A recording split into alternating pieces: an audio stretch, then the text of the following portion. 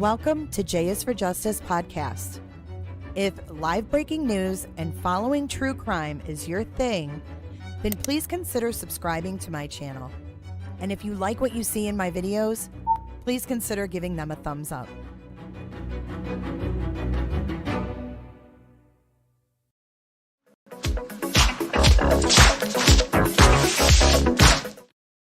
Hey everyone, happy Halloween 2024. Welcome back to J is for Justice. My name is Jay and I am your host. I can't believe it's Halloween. Tomorrow is November the 1st. It's my birthday month. And I'm going to be a total idiot asshole this year for my birthday month. I never celebrate my birthday month, but this year I'm gonna, because I'm turning 51, damn it. So I'm taking the month. You like my shirt? Kels, that's awesome. Happy birthday to all the November babies a day early, just because. Go, shorty, it's your birthday.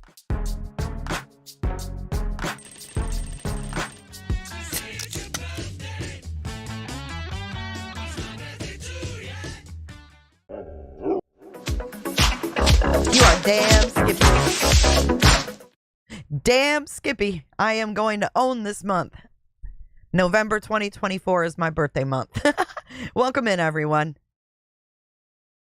Scorpios, that's how we roll, because we can. Happy Halloween, though. Happy Halloween. Not to be misconstrued with TikTok Tony's peen. It is Halloween. Let me know if you're dressing up today. Are you going out with your kiddos? Are you going out with your grandkiddos? What's the big plan? Are we getting pizza?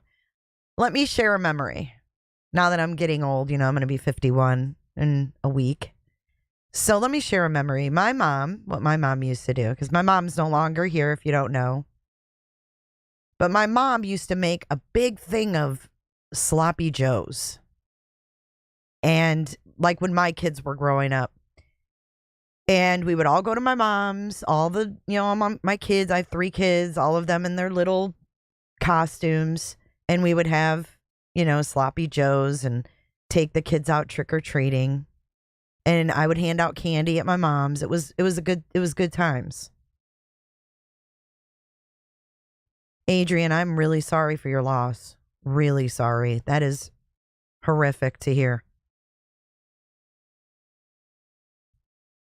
Because if my mom didn't have the grandkids come over, the lights were off and they were at the local restaurant getting dinner. So we kept the porch light on and, it's good memories. So it makes me think of like sloppy joes and Halloween candy. Welcome in, everyone. You're a cookie monster today, says Jerry. I like that. I'm a cookie monster every day. That's why I have these chubby cheeks. It's all cookie. Trick-or-treating and giving out. I know our Kels is going to be a kitty cat tonight. Meow. Are you gonna use this soundbite tonight, Kels, when you're a kitty? Listen.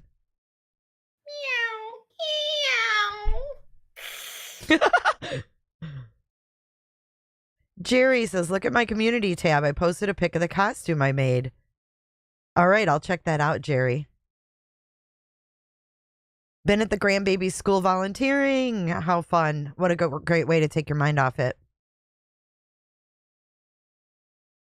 Bad girl, how would I know that Halloween's I would have thought Devil's Night would be your favorite holiday, but bad girl's favorite holiday is Halloweeny. No candy for your daughter? Oh. Just don't be those people that hand out apples and pennies. That's all that we ask. I do miss the McDonald's. I don't even know McDonald's still sells these because everything's just gone up in price. But remember the little booklets from McDonald's? Sebawang. Tim, what do you give out for Halloween in Sebawang? What do they give out there? I mean, do you guys get candy shipped out to Sebawang? Like, what's the deal, yo? Do you guys grow your own Halloween treats? Like, what do you do over at Sebawang? Sebawang is in the boonies. Remember getting the pennies? Oh, Lord have mercy. Or if you were lucky, you might get like a nickel. A clown. That's perfect. True crime and other stuff. There's a lot of, it's a year of the clowns. That's awesome, Tim Sparks. I give out whole candy bars and a bag of sugar. The home of Pioneer Sugar. Oh, you know what else? You started crying when you got an orange. Your dudes are going to be Transformers. Kick ass. I love it. It's a fun day. Butterfingers, Baby Ruth, and Reese's. Sign me up. True crime and other stuff. You know what my other favorite is for Halloween? And then I'll shut up and we'll get to Delphi. Popcorn balls. Stop it. Popcorn balls are, I forgot about those yesterday when we were talking about candy. Popcorn balls. They are the best. Oh no, strep all week. I hope they get to go trick-or-treating.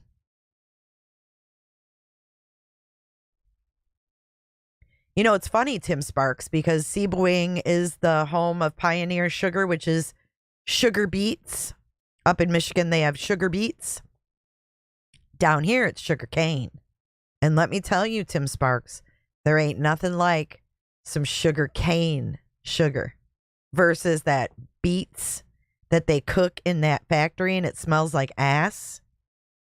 Dude, it's a world of difference. I never buy the beet sugar anymore. Everybody's been sick. Your grands don't like chocolate? Well, sign me up. I'll take it. I'm sure you take it, Simplify. $100,000 bar. I remember those. Mini bottles to the adults, little airplane bottles. Try some cane sugar, Tim's. And let me know what you think. I've never had it till I moved to Florida, but I was like, damn.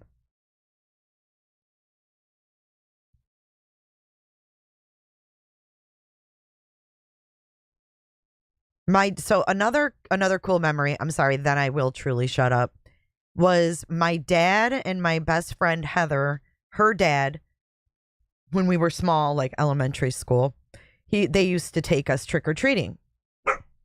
And it was like, that's just how it was back then. I don't know if people still do that. Like the guys take the kids trick-or-treating, the women would stay home and hand out candy. Don't shut up. But anyways, my dad and my friend Heather's dad would go trick-or-treating, and there were certain houses. We lived in a small town like Delphi.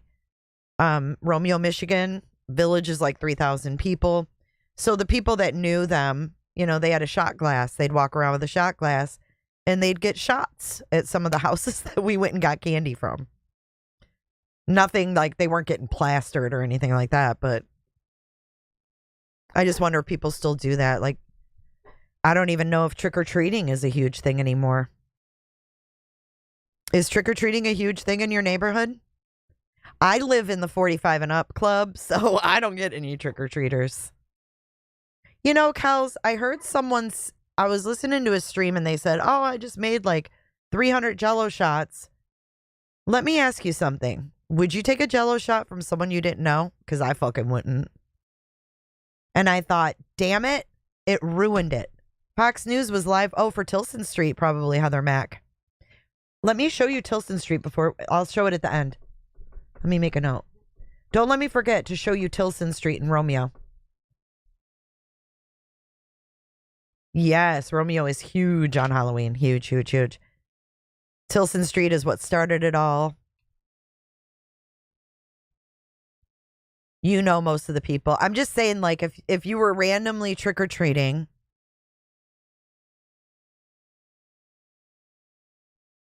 and, you know, your kids went up to get candy and the parents were like, here, you know, do you want a Jell-O shot? And you took it. Would you eat it? Kel says no. Flo says no. My husband would. He'd be like, fuck it.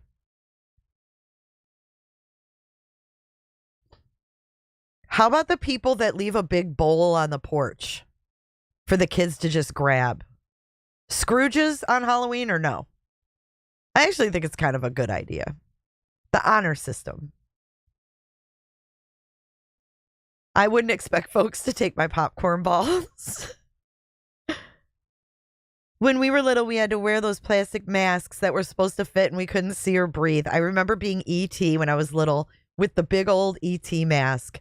The plastic ones that you could just, it got all hot from your breath. And they had one string, one string to go around the back of your head. And that's all that held that bitch on. That's it.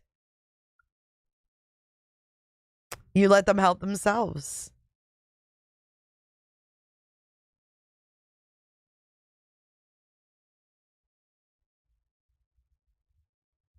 I take a bottle of closed beer. Remember using pillowcases? Absolutely, I do. The one string and it's held on by staples. Literally a staple on each side and an elastic string, and that's it. And if that bitch broke, I don't know what you did. You just held it. You held it, you went up to the house and you said, trick or fucking treat. And then you held it down.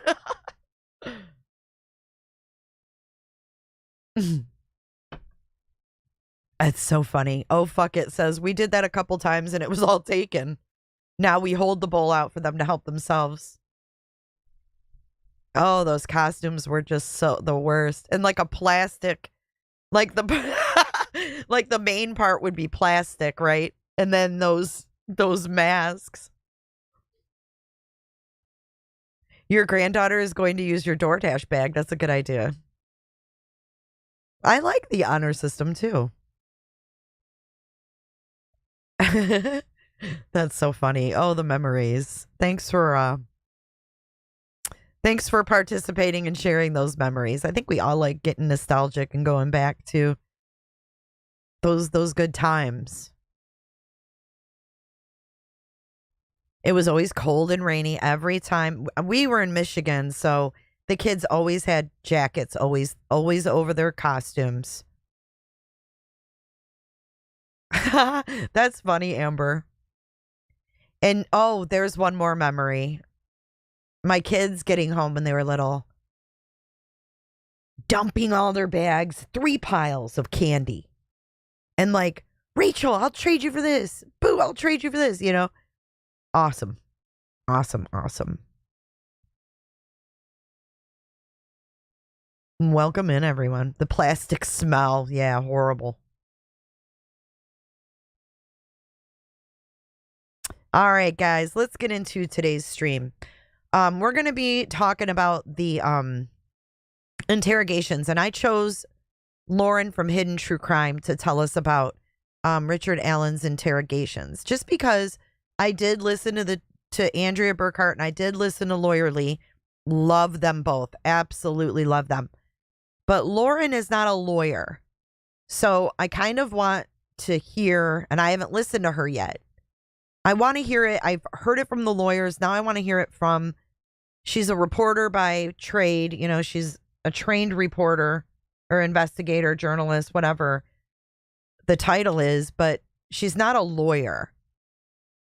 So I really wanted to play her talking about the questions that were asked to Richard Allen and her, like, since it was a video they watched, you know, his reactions and her from her point of view. So I know that, you know, I've seen a lot of really shitty comments about Lauren in some of the lawyer lives saying, oh, you know, she's not a lawyer. She's this, she's that. You don't have to be a lawyer to follow a trial and cover it and give your, you know, your insight on what you see, because those jurors are not lawyers. The people sitting in those juror seats are people like me and you and Lauren and whomever else. And those are the ones that matter, in my opinion, are the jurors. The jurors are normal, everyday people.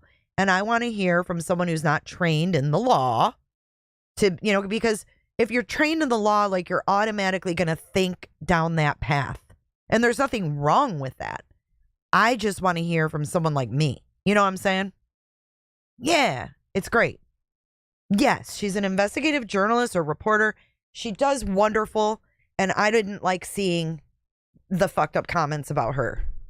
I didn't think that was fair.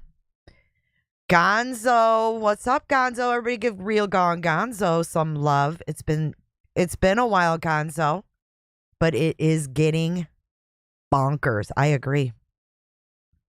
I'm not going over last night's. I'm kind of a day behind because I haven't had a chance to watch her last night because I was live, and then we went on Discord and watched Lawyer Lee and a little bit of Andrea, and then when I was done with that, I tried to listen to as much of Andrea as I could. I know it's great to see you, Gonzo. I hope everything's going well for you. If you guys aren't following Gonzo, it's an adventure over there on Real Gone Gonzo's page. Even just following his community, I feel like, damn, I'm lazy. Gonzo, he's always on the move. Great guy with a great heart. Kind of like our Nils. Nils called in last night, our Norse pagan. He called in. You did, Kathleen. I know, sleeping outside just to get in. Bullshit. It's just everything about this thing is weird. And I'm extremely grateful for everybody that's in there, that's dealing with this, going through all these hoops to get in there and give us, what they see. He's in shape and strong. I know it, man. Yeah, Nils called in at the end of the live last night, Robat. Good to see you, Robat. Everybody's in the Halloween spirit. I know. Gonzo's my homie. For sure, for sure. Good to see you, Gonz. Thanks for popping in. You tried to call, then you had to make dinner. It's okay. We'll do another one. But before we get into Lauren, first, I wanted to bring you this because I thought this was really kind of crazy. This is from today, 3 hours ago to be exact. Richard Allen's psychologist testifies more today. But get this. You know what they're gonna see later? Take a listen. Delphi double murders trial. It follows a controversial day of testimony. Jurors heard about Allen's alleged descriptions of the killings from the psychologist who treated him in prison. As you know, Allen is accused of killing Abby Williams and Libby German near the Monon High Bridge back, and why the defense then ripped into her on the stand. Kit? Yeah, Angela, Daniel, good morning. Listen. Yesterday was a lot. Jurors heard testimony of the time Richard Allen reportedly admitted his guilt from behind prison walls. Now, his exact quotes to his psychologist, Dr. Walla, were, "I didn't do everything I said I did, but I did kill Abby and Libby." He goes on to say, "I just want to sign my confessions. I need to let my wife go." Now, these alleged confessions came a few months into his time in solitary confinement at the Westville Correctional Facility, a maximum security state prison. After 5 months inside the prison, Allen told Dr. Walla that he found God and wanted to confess to the murders of Abby Williams and Libby German. Dr. Walla testified that Allen told her in specific chronological detail that he drank 3 beers that day and that he was a recovering alcoholic. Now, these next details are all according to the doctor, and we do want to warn you that they're extremely disturbing and graphic in nature. He told her that he followed the girls on the bridge and, quote, messed with his gun, and that's when he thinks the infamous bullet fell out. He then ordered the girls down the hill and was planning on... Hang on. We got to go back to this when he messed with his gun. Okay. This doesn't make sense yet again. And we'll probably hear more about this tonight. But he followed the girls on the bridge, messed with his gun, and thinks this is when the bullet fell out. The girls' bodies, the bullet was found between their bodies. Not on the bridge. How does that make even sense? If the bullet fell out on the bridge, we got a freaking problem. We've got a problem, Houston. And that's when he thinks the infamous bullet fell out. He then ordered the girls down the hill and was planning on raping them, but he saw a van approaching and that scared him. He then forced the girls across Deer Creek, slit their throats, made sure they were dead and that they wouldn't suffer, and then he covered them with branches and walked back to his car. Allen told the psychologist he had remorse and wishes he could change what happened. He also said he wanted to apologize to the victims' families as well as his own. Then during cross-examination, things get pretty contentious. The defense tore into Dr. Walla on the stand, questioning her credentials and interest in the case and true crime in general.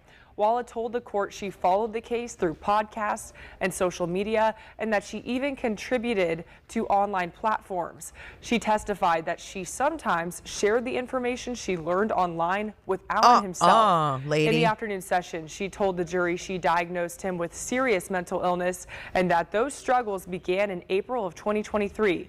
Now, that's about the same time that Allen began meeting with his attorneys about this case that was being built against him.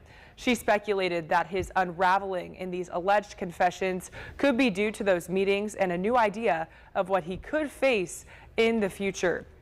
Now, Walla no longer works at Westville, and we also learned that she never disclosed her interest in the Delphi case to her employer Unreal. there. Now, as for today, the jury is expected to hear recordings of prison phone calls between Allen and his wife and mom.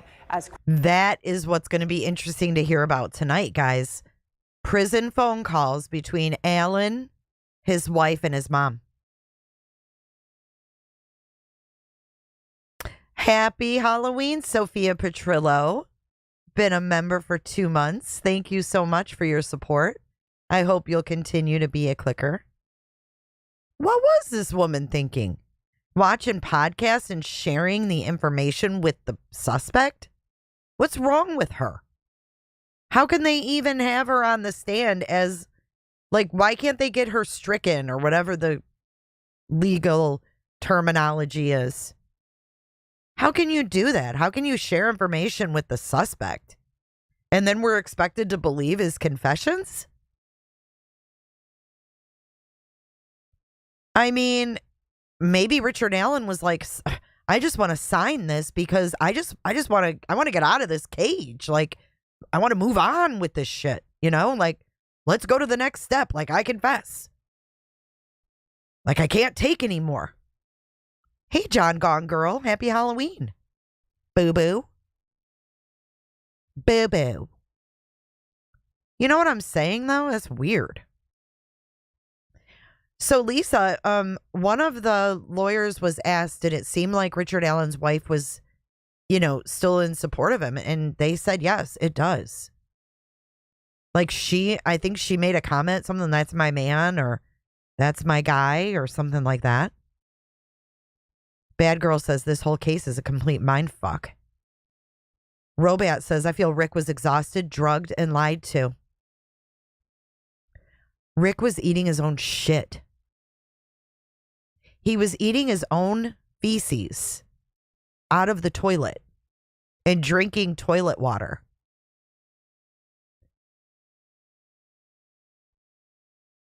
John Gone, here's a simple answer to that. Potato, do they do Halloween in UK? Oh, I thought you said, how do they do Halloween? They don't. They do it very old school, which is kind of cool. Not like we do.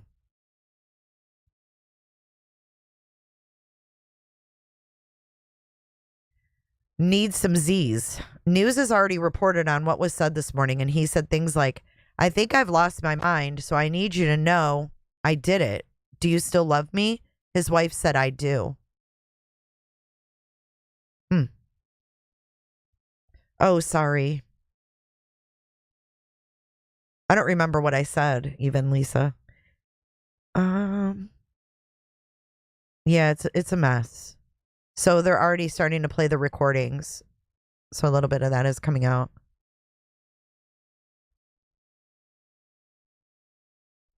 All right, so let's get into Lauren talking about the actual questioning of Richard Allen. Hello, everyone. Thank you, Duty Ron. Thank you so much. We have a big thank you. Let's actually all thank track of witnesses, and we were actually in court working. We spent the entire morning with the two videos, and I wrote as fast as I could.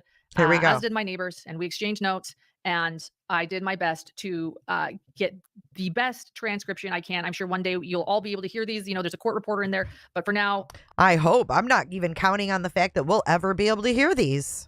I was in there, and I'm going to do my best. I also want to thank everybody that's in chat, including fellow creators who have covered this case. It's so important that we all work together. And I know that there has been controversy in our chat in the past few days. And so I just want to say this, that I invite all creators to be here, but let's just please try to be kind and respectful to everyone, because covering the Richard Allen trial is a joint effort, and all of you guys mean so much to me. And everybody has been so helpful, and so many creators have brought so much to this case over the years. And I just, You know, she's really handling this like a class act. You got to give that to her. You got to give that to her.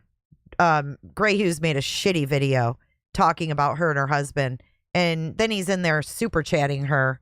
You know, she doesn't need that. She's there to watch the trial and report back to her audience. If you don't want to watch her, don't watch her.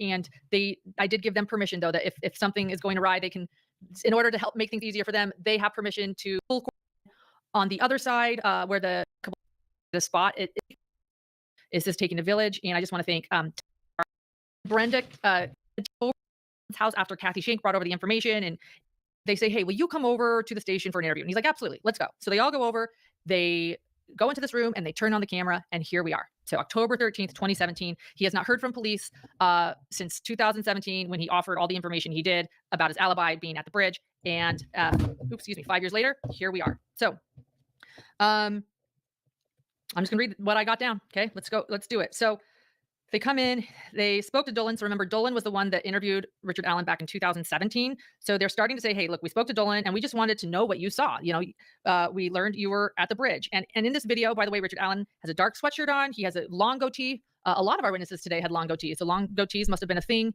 in Indiana here in the last 5 years, I'm learning. So he had a long goatee today, and short, almost buzzed hair, similar to how he has it in the courtroom.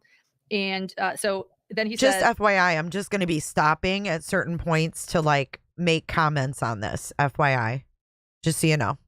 And then they begin again. So hey, you know, Richard, according to Dolan, you were on the trail between 1:30 and 3:30, and you parked at the Farm Bureau building, and you may have been, although at the old welfare office, according to us. And then Richard says, yeah, so my name is Richard Matthew Allen. I'm 50 years old. I was born in 1967. He lives on Whiteman Drive again. He shares his phone number. We hear his voice.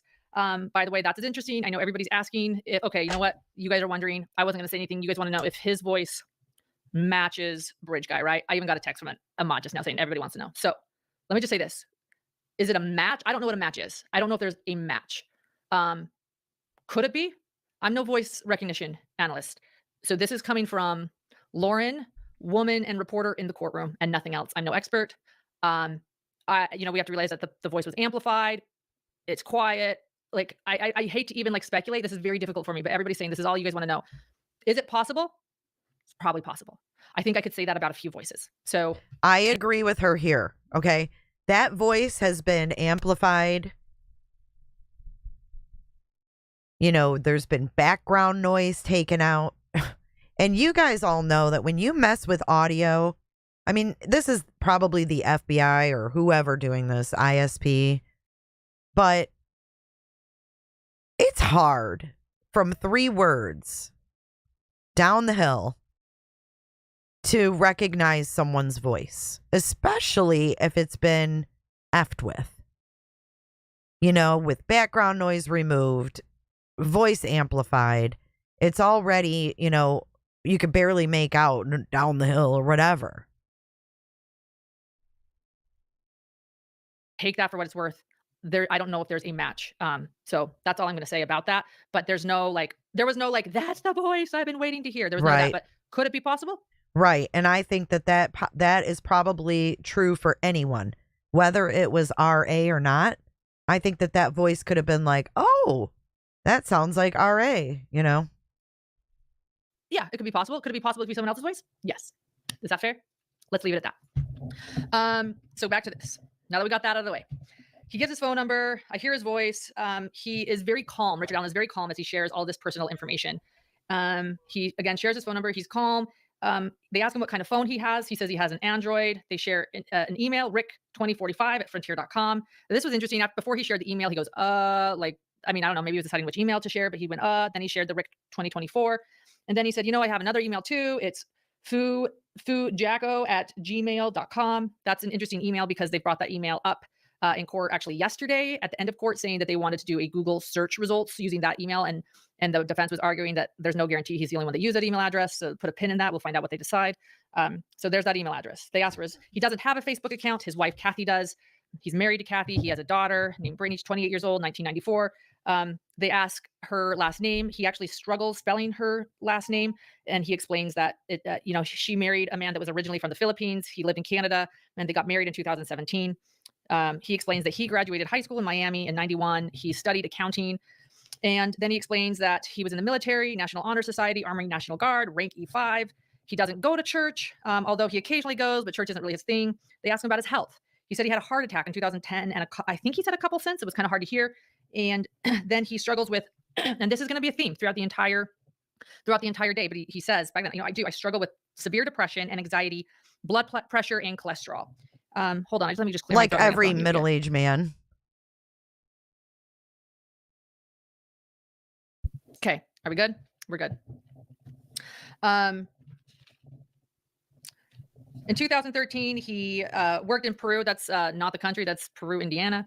And then he went to Delphi. He said in 2016 or 2017, he came to Delphi, and he's been here for a while now. Again, this is 2022. He spent 10 years with Walmart. He was the store manager. And then I'm going to get rid of this. I have a little desk here. It's not working. And then the Peru. No, it is working. I need the light. Okay. And then the Peru. Got a little metal desk. We're going to get this done. Okay. So he's in Peru at the CVS. Okay, hold on. Where did he work at Walmart? The Peru Walmart. He was the store manager. He's been here for a while now. Again, this is 2022. He spent 10 years with Walmart. He was the store manager. And then I'm going to get rid of this. I have a little desk here. It's not working. And then the Peru. No, it is working. I need the light. Okay. And then the Peru. Got a little metal desk. We're going to get this done. Okay.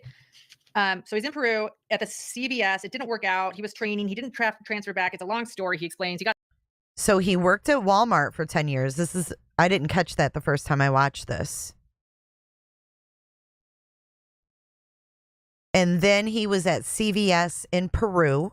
That's where the Kleins live and Alan's parents. Okay, they all lived in Peru. Got tired of it, tired of the customers. In 2016, he came back to Delphi. By the way, I noticed that he doesn't really pronounce it. He's kind of he doesn't really pronounce his words well. He has a bit of a he's not super articulate. Doesn't enunciate. That's what I'm looking for. He's I don't know what you would call that, but he doesn't enunciate all his words. But it's kind of like a relaxed way of talking, and he's not the most articulate. But smart. He sounds like a regular guy talking here. Again, he stays calm for the majority of this interview, really. So then they ask him, so what was going on Monday, February 13th, 2017? He goes, well, I went to my mom's in Peru. She might have had surgery around that time. He's not quite sure, but he spent the morning with them, she says, and his sister came over, and his wife was working, and they were all going to go get lunch, like mom, sister, them. And so he left. It was a warm day, warmer than usual for that time of year. So mom was recovering from surgery, but they were going out to eat. Make it make sense. So he, because his wife was working, he put a jacket on, went home, put a jacket on, and walked back on High Bridge, and in quotes, onto the bridge. So he said that twice. It was unusually warm, but he went home to put a jacket on. Why did he do that? I'm just throwing up talking points, y'all. His mom's recovering from surgery. They go out to eat. He says, no, I don't want to go. But I came all the way over here to see you, but I'm not going to go eat. I'm going to go home, even though it's unusually warm, and put my jacket on. He goes, so I walked on High Bridge onto the bridge. So he puts himself on the bridge that day. And then I walked back. It was probably around 11 or 11:15, around there. I walked on High Bridge. So he says it again. He walked on High Bridge. Not all the way. He said, I just went to the ledge, not the whole way, just to watch the fish. I like fishing. I went down. I sat on the bench for a while. I sat for a while and then got up and left. Is there a back road or bridge on the other side? He's asked. But yeah, he asked, is there a back road or a bridge on the other side? And I parked there, he explained. There is some farm's entrance. We know that as Mears farm entrance. But he says there's some farm entrance. And I didn't park there because there were a couple of vehicles. That's interesting, I thought, too. He's actually saying he didn't park at the farm entrance because he saw a couple of vehicles. And then he said, you take the road where the park is. The road takes off to the right. And I just put in parentheses, this was a little hard for me to get every detail, but for quite a while, he's just kind of like explaining through different roads and ways. He's describing to the officers or the detectives where he parks. So then he parked in this area where I parked. He said at one point where I parked, they didn't want you to park there, but I parked there. There's a bridge side. And again, I write in parentheses here, this is being described for a very long time. And then he pulls out a map. Look, can you, oh no, excuse me. The officers pull out the map and they say, can you mark where you parked? And there's a lot of talking between them while pointing out this map and this old bridge. Which way would you travel? They ask him. I don't know the roads, but I can tell you where I drove, he says. If you go down and around, there on occasion, you could go down another way. I go there a lot, he says. I mean, guys, I just want to pause and say, I kept writing because it was really interesting to me just how long they spent talking about where he parked and which direction he went. So I'll just say, well, I couldn't get everything. Just know it was a very large part of this video. He explains, I think there is a way to go past the farmer's entrance. I know there is a way that winds around and it comes out somewhere out there. And we did that once on accident. We went that way. So that was interesting too. He said, yeah, I know there's a strange way and it throws you out kind of in this area because we went that way once on accident. We went that way. But usually we go the way to town. So after he says that he went this other way, then he says, but usually we go this way to town, but we did come out this other way on accident. He asked about talking to Officer Dolans back in the day. And he says shortly later, they were asking people, they explained, why did you reach out back in 2017? And he explains that they started asking for people that were there, that went down to the trail that day, to go down to the police station or go make a tip. He said, so I went down to the sheriff's station. I said, look, here's my info. I pulled over. I talked to an officer. So now it sounds like maybe he went to the side of the road. Okay, I just looked it up on February 13th, 2017. This is a news report. It was a cold start with lows in the low 20s. That's cold. Climbed to the mid 40s, but it was the 48th day of above average temperatures. So you would still need a coat. You would still need a coat. That's cold. That's chilly. I mean, if the sun's out, it might feel nice, but it's still going to be chilly. Because then he says, I pulled over. I talked to an officer. I asked if they could talk at the office, but I just asked if he could meet me in the parking lot. Okay, let me reiterate. Forgive me. He did go to the sheriff's office. Then he left. Then that's when Dolans called him on the phone and said, will you come down to the sheriff's office again? But he said, look, I'm on my way somewhere. Can you just meet me in the parking lot of the grocery store? Which actually does make sense to me that someone would do that. Look, like I can't take a moment out of my day to come meet you at the sheriff's office. He already went to the sheriff's office. What happened the first time he went there? But I'm super willing to come meet me in this parking lot. It does make sense to me that he did that. So they call me, but I just asked if he can meet me in the parking lot of the grocery store. He did. He got all of my info, and that's pretty much that. I haven't heard from anyone since. Then he says, I've thought about it a lot since then. And he emphasized a lot, and I emphasized a lot on my paper. I thought about it a lot since then. I think I was there around 1 to 1:30 or maybe 1:45, depending.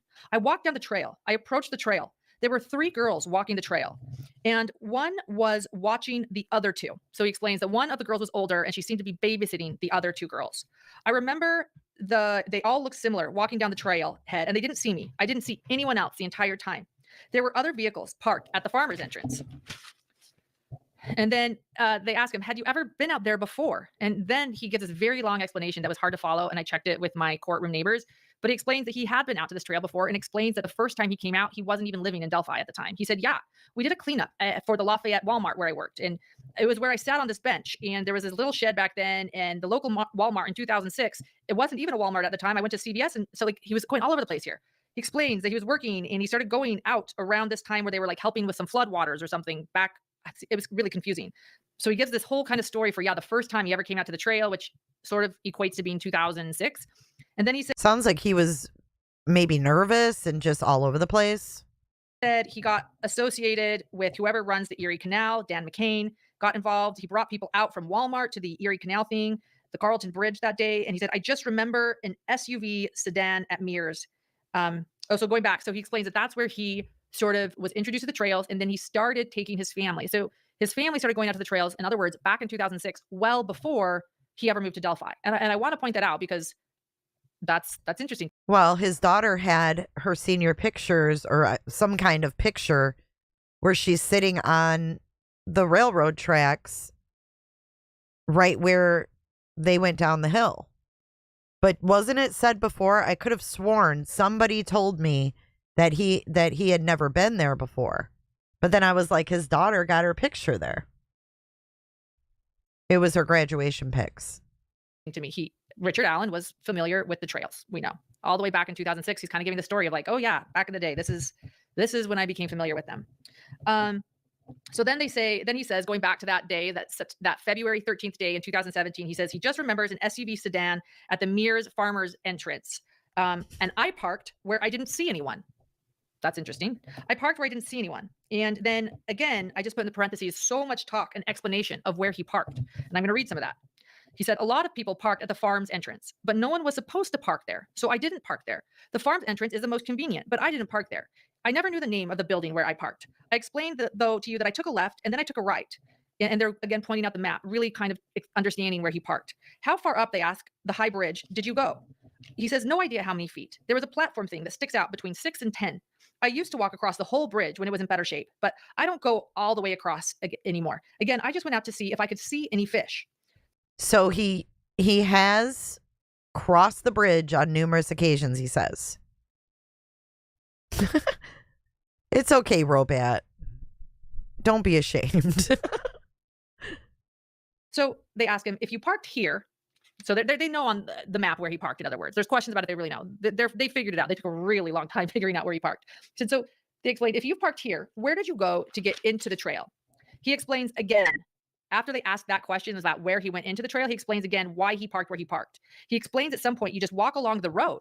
That's interesting too. So he explains that in order to get to the trail from where he parked, he has to walk along the road. And there is a little trail. And like he said, they didn't want him to park at Mears. And that's why he never parks at the Mears. And that's why he parked at the building until they did that gravel path to the trail. But they didn't want him to park somewhere else. So he just parked there. He often works away from home. And when he was working in Peru, his trucks he would drive at 3 a.m. And there was this one day that he was so tired driving his truck back in Peru that he fell asleep and the airbag came out.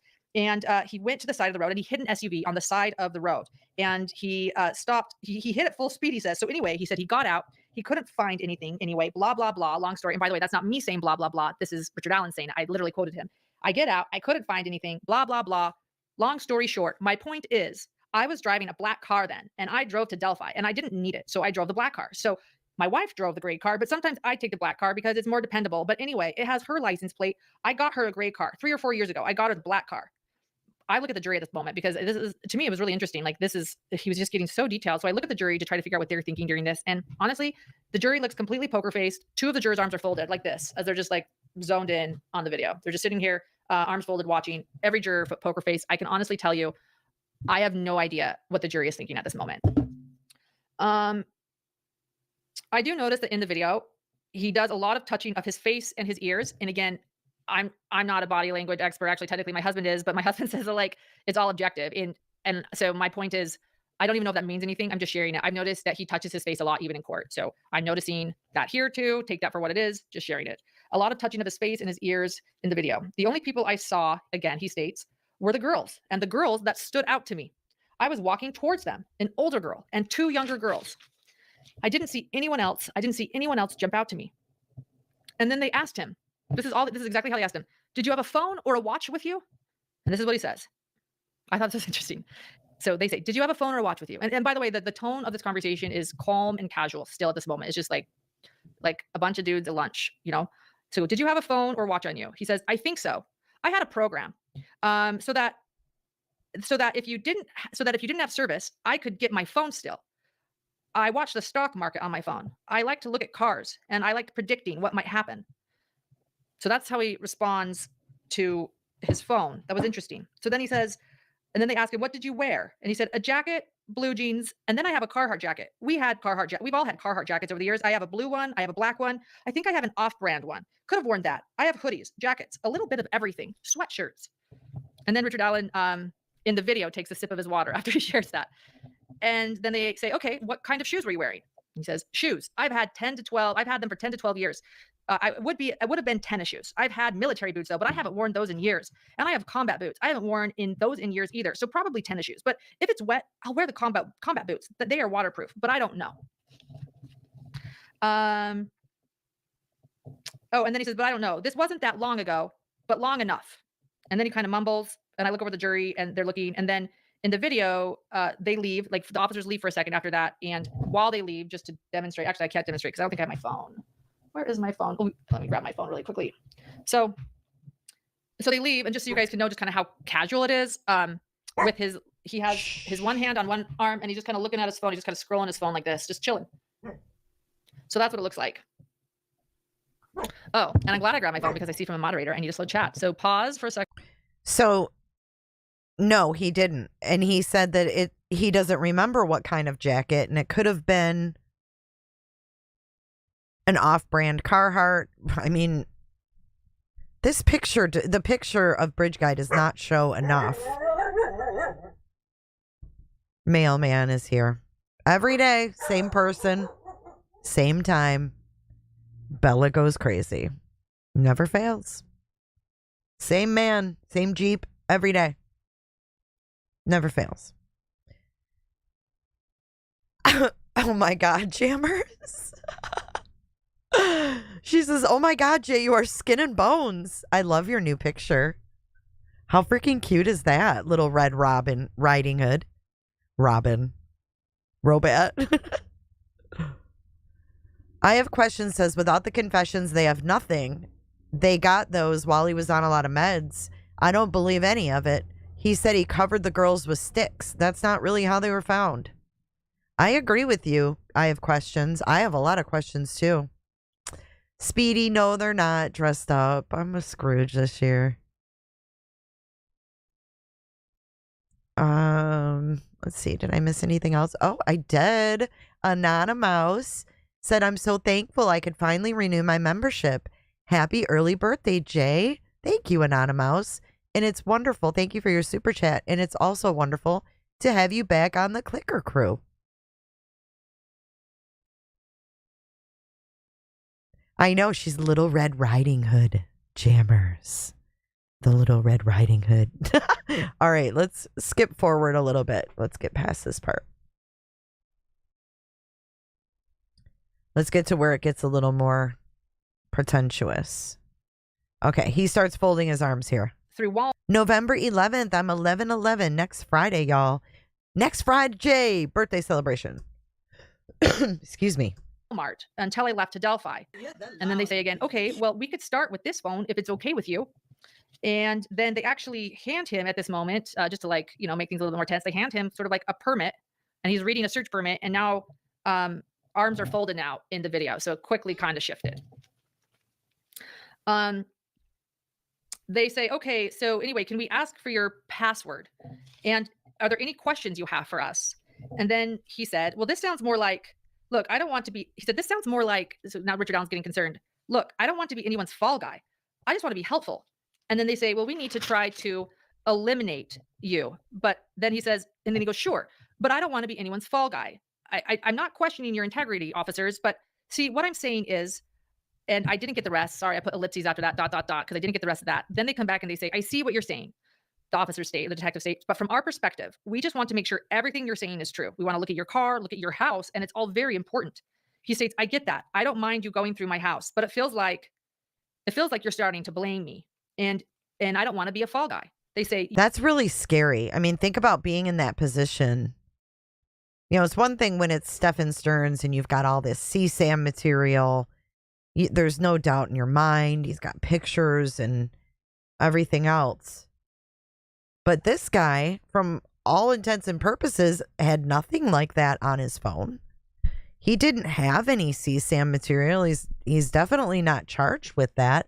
However, Keegan Kline, who did have tons of CSAM material, in which the cops even said to him, Keegan Kline, in his interrogation, to be exact, I'm going to quote it right here. The investigator, detective said, Bud, this is to Keegan, from your Dropbox account off your phone, we have started one of the largest child pornography investigations ever undertaken in the state of Indiana. But yet, Keegan Kline was the last one to speak to Liberty German on Snapchat as Anthony Schatz. But we're expected to believe that Richard Allen, who didn't have anything like that, no CSAM material, nothing even remotely points to him being a creeper. They didn't find any weird websites. They didn't find any deleted apps like they did with Keegan. Right? Keegan deleted Snapchat, Kik, all these apps. This is probably why they're not bringing in Keegan, because they can't connect Keegan to Richard Allen. They can't connect Keegan to Richard Allen. I don't think they can. Or else why wouldn't they have brought Keegan into this? You know what I'm saying? We knew that Anthony Schatz was the very last person to talk to Liberty and set up a meeting with Liberty at the High Bridge. If RA and KK know each other, they surely haven't connected it, because we haven't heard shit about Keegan, about Anthony Schatz, about Liberty.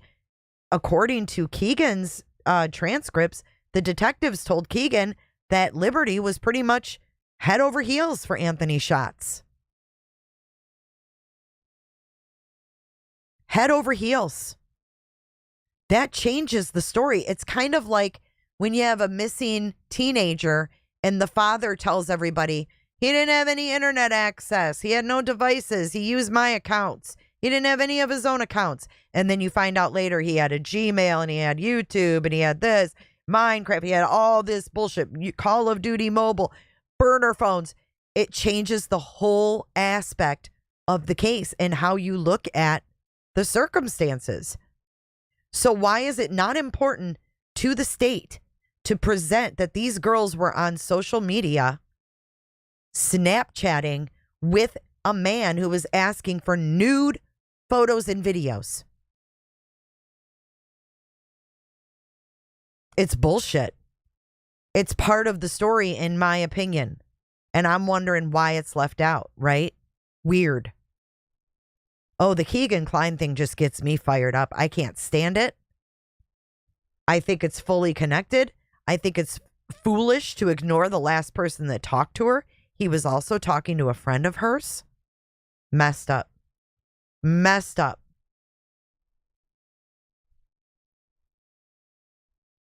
You won't be a fall guy.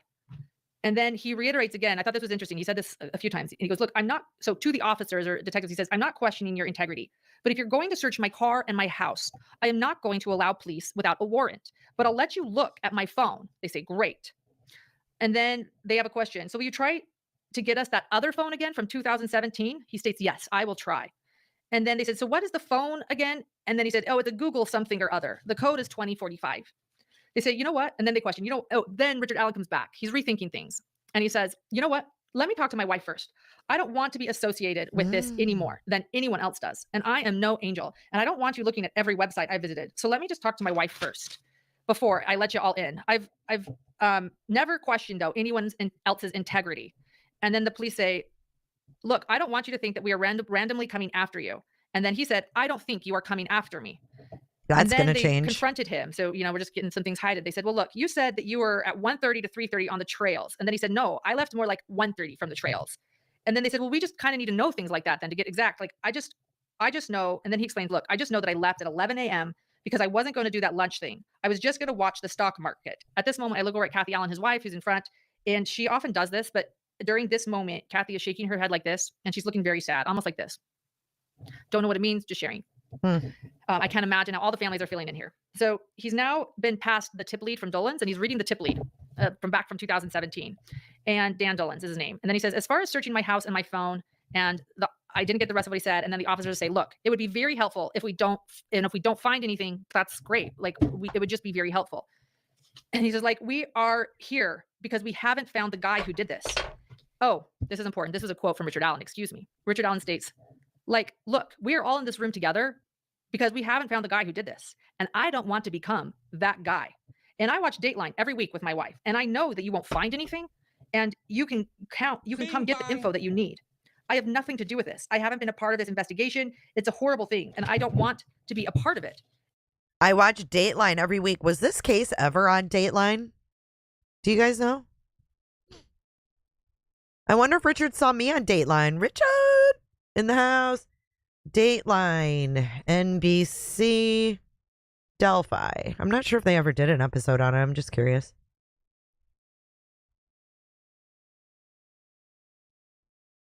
No, I don't see. I see a podcast. Nope, I don't see any Dateline on that case. I wasn't sure if they ever did one. If I have something useful, I will share it.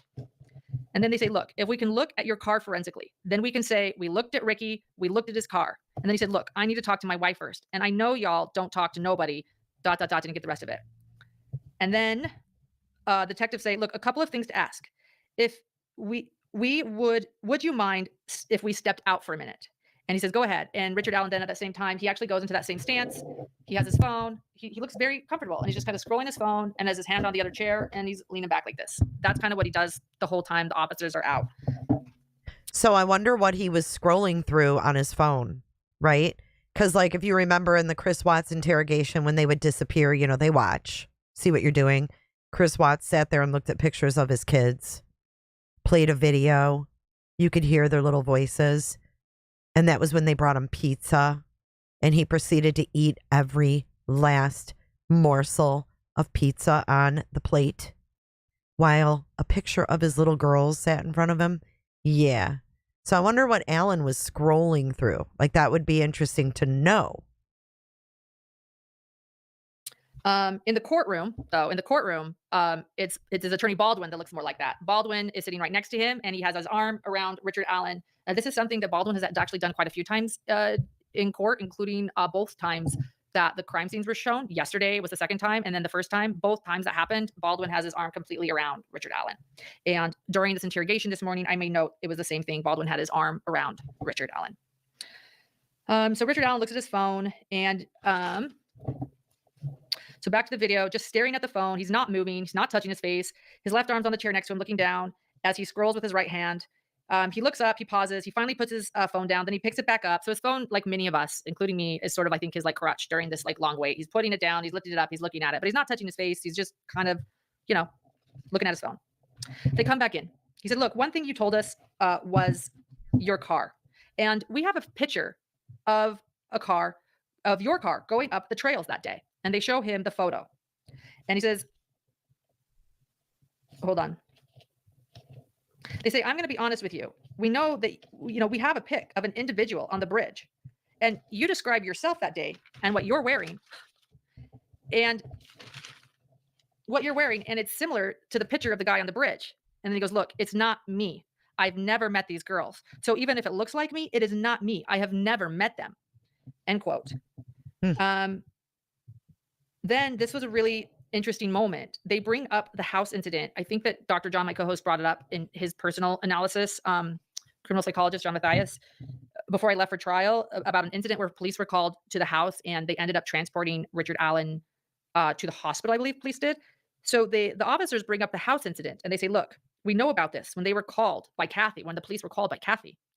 And he gets pretty upset at this moment. I don't even mean like angry or defensive. I just mean like something happens. I'm not even like pinpoint the emotion, but it sort of like kind of triggers him. And he goes, look, I was going to shoot myself that night, but my psychological issue. Wow. When was this, before or after the murders? I missed that. His wife had to call the police. This was before the murders, right? How come no one in that town saw that not sketch, but saw the picture of Bridge Guy and didn't say, oh my God, that's the guy from the CVS, or oh my God, that's the guy that worked at Walmart for 10 years. I'm sorry, but when you have a 10-year-long Walmart employee, the locals get to see your face all the time. They get to know you. Even if they don't know you, they know your face. They know what you look like. They could have walked behind you in an aisle at Walmart. I mean, this is someone who was integrated in the public eye, right? I mean, Walmart, everybody goes to freaking Walmart, but not one motherfucker in that town said, oh my God, is that the guy from Walmart? Am I cutting out? Let me know. You might need to leave and come back if it is. That's what I'm saying. Like in the small town I grew up in, I would see like maybe the lady from Rite Aid, and I wouldn't really know she's from Rite Aid, but I would know her face and I'd be like, oh my God, I know her from somewhere. And like my sister would be like, oh, that's the lady from Rite Aid. But not one person comes forward and says, I've seen that man before. I can't put my finger on it. And if like a detective said, could it be from CVS? And someone said, that's it. it's the dude that works at the CVS. Like something like that would kind of convince me. But the fact that this is a small town and these people are going to Walmart. He worked there for 10 years. 10 years. And then he's the guy at the pharmacy counter at the CVS in 2 towns. Not 1 town, but 2. What the heck? Issues aren't new. They are not because I killed these girls. And then at this moment, I look over at Kathy Allen in the courtroom, and she's actually visibly crying and pretty hard at this moment. Wow. And I'm sure she's remembering this night. It sounds like it was a very real night. Police were called. And Sounds to me like he had some kind of episode. And he says that he is a recovering alcoholic, so he may have fallen off the wagon and, you know, gotten out of control that night, which happens to a lot of people who are alcoholics. It happens. And it sounds like it triggered him. It's funny, he's triggered. Okay, let's talk about this too. Here's another interesting point. Richard Allen is triggered by this drunken night where he had to be taken to the hospital, but he's not triggered talking about the deaths of Abby and Libby. He's completely calm. Let that sink in as kind of a baseline. I think they said he said 3 beers.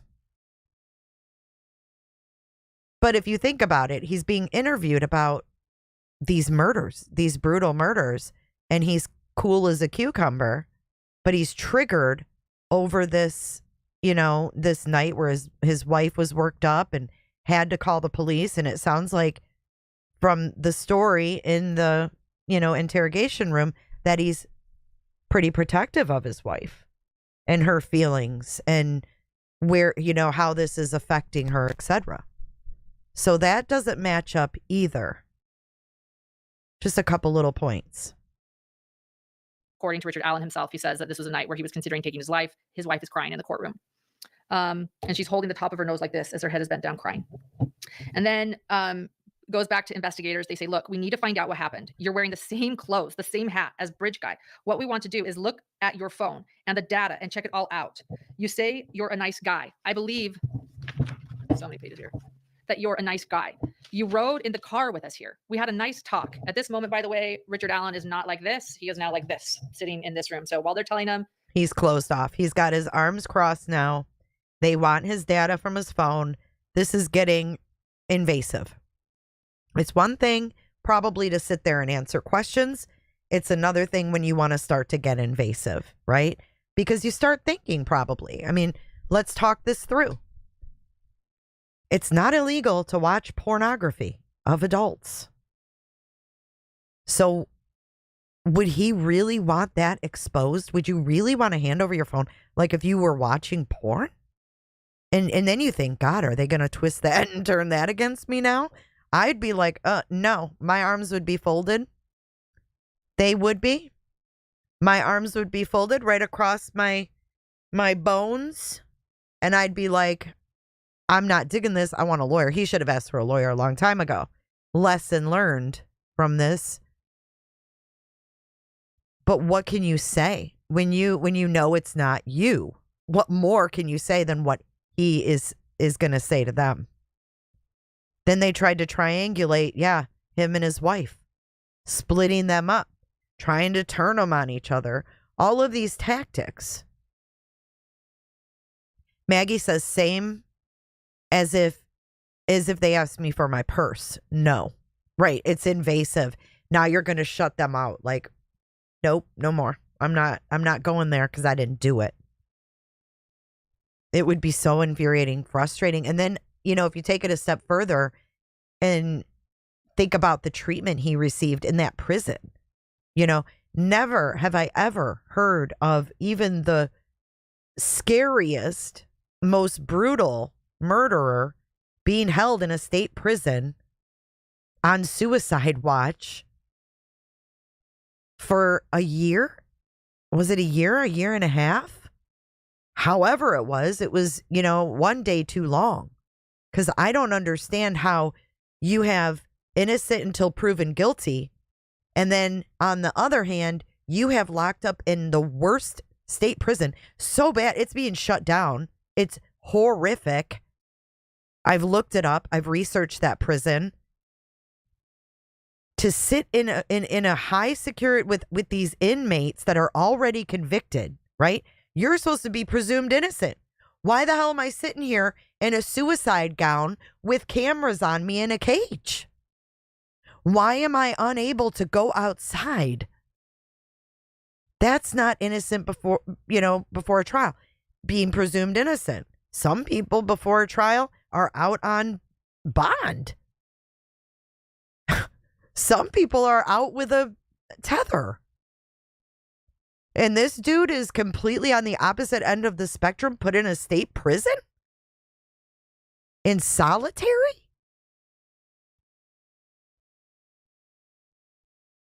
I can't even, I try to sit here and put my mind what that would be like, and I can't even imagine, because I can't even imagine being locked up in this room for a year and a half.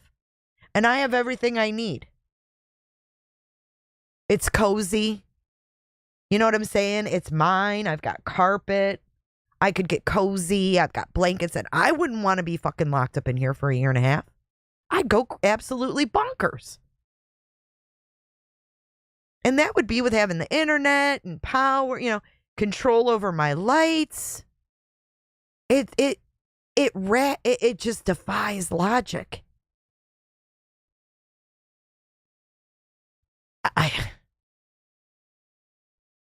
I don't understand it. And I do not envy this jury.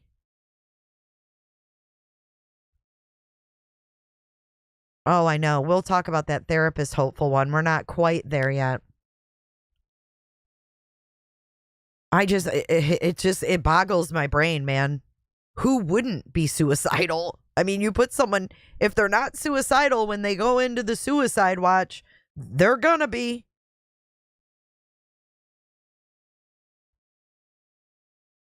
Probably Aqua. If he's found innocent or found not guilty. Oh, and did you guys catch what they call the safety companion? I think that Andrea said they called him a suicide companion. A suicide companion. And I was like, that's freaking eerie. Wake up. I'm floored at the poll. You guys are three-way tie. Yes on guilty, 36%, no 34%, and not sure at 30%. So I'm on the fence. I want to tell you guys where I stand before we continue. I'm on the fence where I want to believe they have the right guy. They just majorly fucked up the investigation. And what scares me about that theory is that someone who's capable of something so brutal and so bizarre could possibly go free. But then the other side of me, I get poked at and go, no, none of this is adding up. It doesn't make sense to me. So I'm torn between those two factors. And I feel like that would be reasonable doubt where I could not put a man away for the rest of his life based on what I know right now. But then it's also hard for me to take out the Keegan Kline stuff and pretend that I don't know that.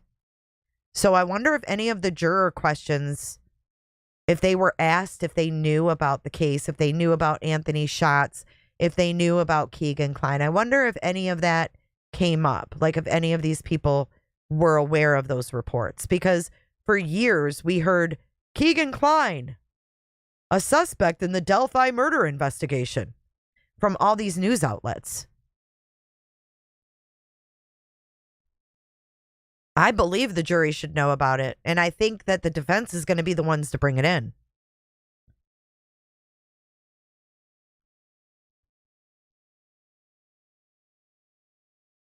It's interesting how everybody has the different opinions. All right, let's get back to Lauren.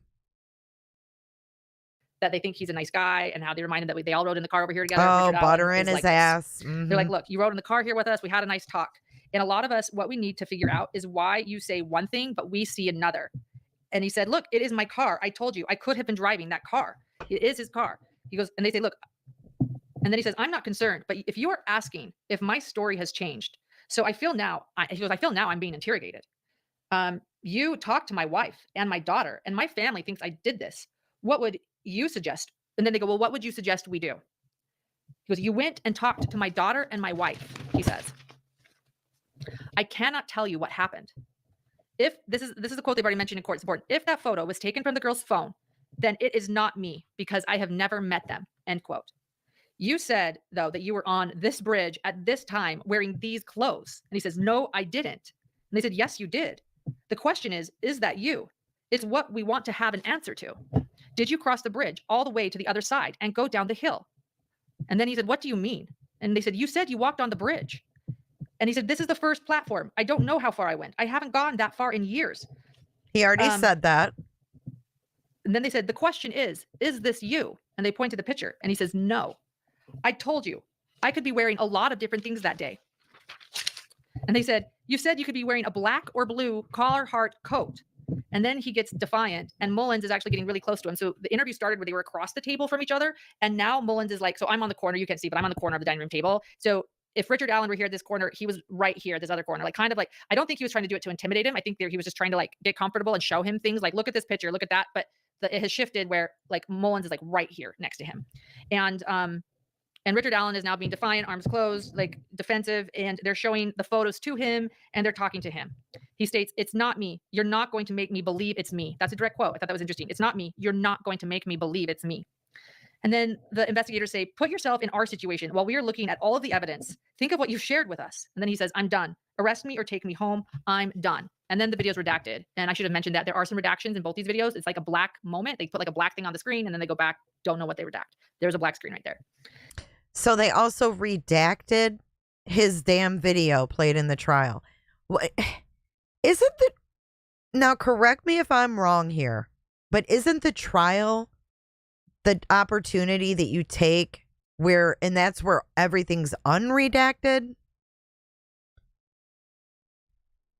Why would it be redacted in a trial? That's weird.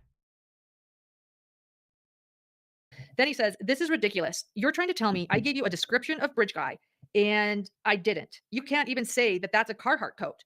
And they said, we can't say it is or it isn't. And then he states, I'm not going to talk to anyone. This is really pissing me off. And the police say, and that's the end. And the police say, thank you. And he walks out and he says, you're an asshole. And he walks out. Two jurors smile after he says, you're the asshole whole comment, and walks out on the video. And that's the end of that video.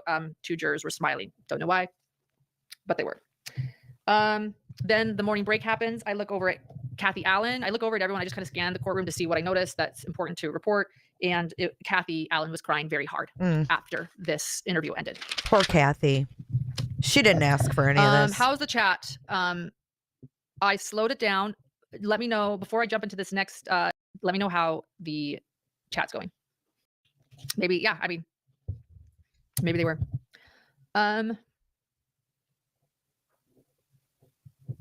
So the chat's okay. So thank you. We just have, they make it too slow. We have the interview with Holman. And if you guys remember Lieutenant Holman, he's been on the stand twice. Okay, so this is the second interview we're getting into now. And he is the one that did this interview with Richard Allen the day he was detained on October 26, 2022. So almost exactly 2 years ago in a couple days. So Richard Allen in the video, again, he has his long goatee, he has his buzzed gray hair, he's in a black top and black bottoms that actually look like scrubs. And for a second, I wondered if they were, but then I saw a bit of like a track pant line on his pants. So I think they were like track pants and a black t-shirt. At this moment, they had seized items from his house and they explain what they seized. So they're like, look, we took clothes, we took knives, we took a car, your car is 6 hour. And then, and then it's just Holman in the room right now. And so he says, and they talk military for a while, lots of mumbling, and as Holman said this in his testimony, he was trying to get a rapport with him. Actually, I think he didn't do that great of a job. I think Richard Allen was probably a bit more on the defense right away. So I could say it was an effort by Holman to make rapport. You know, they talked military. Then he asked if they have any good indoor ranges in Delphi. Richard Allen's like, I don't know. And then Holman tells him where he shoots his gun. And he said, like I said, let me just explain, this is what we seized. And they are all still testing a bunch. They're taking swabs. So Holman asks, look, but have you ever loaned anything out, like a car or a truck or clothes? Richard Allen says, if I have, I don't remember. Holman says, look, well, we need to talk about a test that we did get back. But before I get to that test, he states, did you have knives, any knives on the bridge? Richard Allen says, I didn't have any knives on the bridge. He said, well, they are his fingerprints are on a bullet that match with an item. And he shows Richard Allen the picture of the extraction. Wait, he says Richard Allen's fingerprint was on the bullet? Is that what I just heard? Didn't have any knives on the bridge. He said, well, they are his fingerprints are on a bullet that match with an item. And he shows Richard Allen the picture of the extraction. The methodology, he explains, is scientific. So I'm just showing you, and Richard Allen says, I don't need to read this. And Holman tries to explain, and Richard Allen quickly says, this is ridiculous. And Holman says, hold on, I'm on your side. You mentioned a false. So that must have been a lie, that his fingerprint was on the damn bullet, because that definitely didn't come out in trial. And we know this read technique, it's all full of, they can lie to you. But this sounds like a very advanced, because Tammy Lee used the read technique on Chris Watts. And that wasn't abusive. The way she spoke and Graham from the CBI, when they interviewed Chris Watts, they weren't aggressive with him. So I don't know why they went so aggressive with RA, because it sounds like he ended up yelling in his face and like screaming. The people in the courtroom said their ears hurt. I mean, that is pretty damn aggressive. All guy, and it being over. You said that that it was too late. The damage had been done. And we have experts saying, though, that it's you in this photo. Richard Allen says, I don't even know how my bullet would have gotten there. And then Holman reminds him, look, this is scientific. This cartridge was within 6 inches of Libby. And this cartridge matched your gun that we seized from the house. And it's scientific, within 6 inches of Libby's body. And then Richard Allen says, look, if that's what you're saying, it is not my round. And then Holman says, you were on the bridge. And Richard Allen says, look, I told you, but I can't tell you what happened that day. And then Holman says, good old classic, the truth will set you free. The truth, how your bullet was between 2 girls, if you're not. And this guy says to Richard Allen, the truth will set you free. Are these, I hate to say it, but he already said in the very first interview, he doesn't go to church. This cop is lame. Free. The truth, how your bullet was between 2 girls, if you're not. And if you're not that guy, you're not going down. And he says, look, Richard says, look, do you know what you're doing to me? You're talking to my coworkers, my family. I have all sorts of stress and anxiety and depression. And you are already saying I've done something. I don't like it when people say I've done something. Holman says, look, you were there. Your car was there. Richard Allen says, there is no way that round of mine was found at the crime scene. Holman says, I'm trying to help you. Richard Allen says, no, you are trying to take me down. I'm done. I'm going to go. You're trying to arrest me. The damage is done. I don't know what you want me to explain. Holman says, I would never, even if I wanted to do something like that. Oh, no, excuse me. It's Richard Allen. I marked the Holman. And he said, I would never do this. Even if I wanted to do something like that, it's not who I am. I thought that was interesting too. If I wanted to do something like that, it's not who I am. A little bit of self-verification there. Ask Dr. John about that one. And by that, I mean, whether he's innocent or guilty, oftentimes people do that. John explains, like when someone presents something, whether false or true about yourself, you'll sometimes, according to John, you have self-verification theory, which is like, I'm not that person. How could you say that about me? I don't know what that means. Innocent. I don't think it means innocence or guilt. It's just interesting. He says, even if I wanted to do something like that, it's not who I am. I did not murder 2 little girls. I also noticed this too. When he refers to Abby and Libby, Richard Allen either refers to them as Abby or Libby, or he refers to them as little girls. He goes, I did not murder 2 little girls. And Holman. That's interesting. He's not afraid to say their names. We have definitely learned from watching tons of crimes. States, I'm being nice. And he goes, no, you're not. You're trying to get me to confess to killing 2 little girls.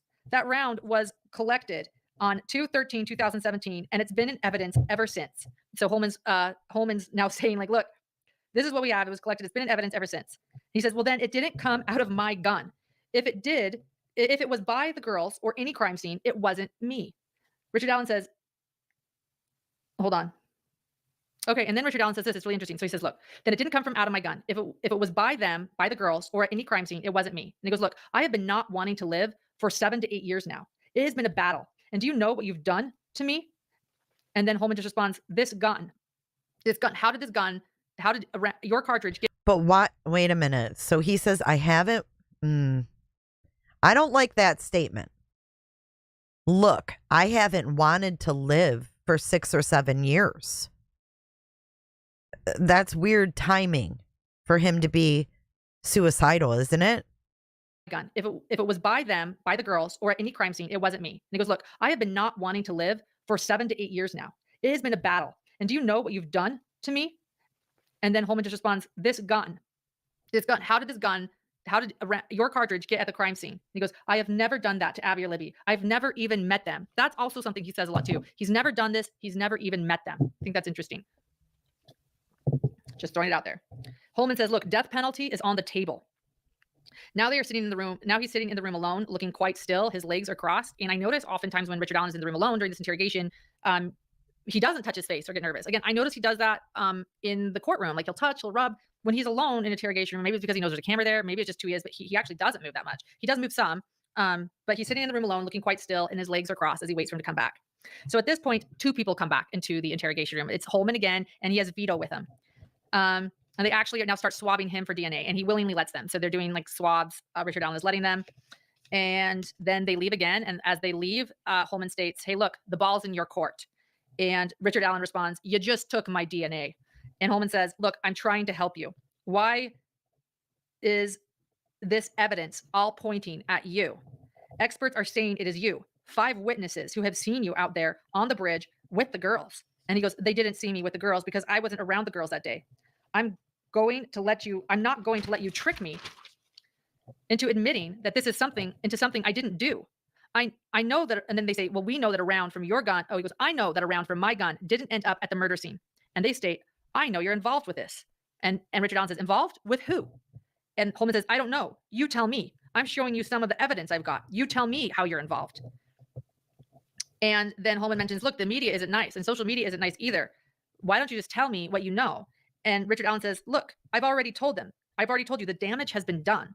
Holman says, well, you made a mistake. Richard Allen says, I am not going to admit to something I didn't do. Holman says, what did you do? Where's this guy? And then Richard Allen responds, tell me where this guy is that says I helped him. Holman says, you tell me where this guy is. Richard Allen says, I don't know. You said someone said that I'm involved. If you don't think I did it, what did I do? Holman says, I didn't say that. Richard Allen states, I'm done. If you are going to arrest me, arrest me. I'm not doing this. Damn, this is getting heated. It's getting hot in this interrogation room. If you're going to arrest me, just arrest me. I mean, I can't say that makes him sound guilty. I don't know if the state thinks this makes him look guilty, but I certainly don't as, a regular person. Holman again says, I'm trying to help you. Richard Allen says, I don't need you to help. I think nothing you have will show me that I murdered 2 girls. Holman says, witnesses saw a gun in your pocket. Richard Allen says, no, they didn't. I'm saying I did not have a gun. Holman says, well, what the scientists are saying is this cartridge is unique and it's unique to your gun. Richard Allen says, and what I'm telling you is there is no way a bullet from my gun ended up at the murder scene. Holman, scientists say the marks on the gun match yours.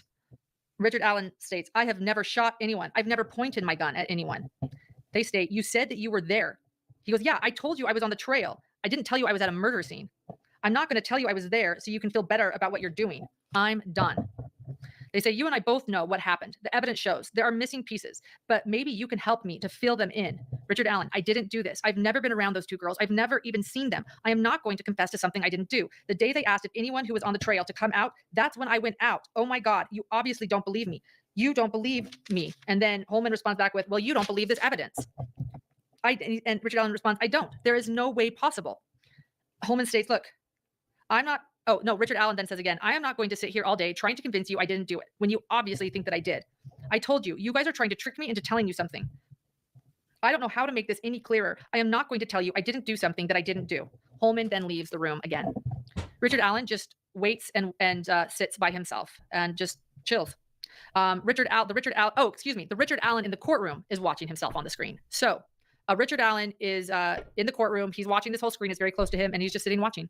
Richard Allen on the screen, while we watch, is just sitting there. There's little movement. He rubs his face kind of like this. He places his hands in his lap. He shakes his head kind of like this. I also noticed that he's a lot bigger in the video than he is now. Like, clearly he's been in prison. Like, he's pretty skinny. I mean, that's part of what the defense is saying, that he hasn't been, eating or healthy. And so I just noticed that's another thing, that he is bulkier in the interrogation video. Then,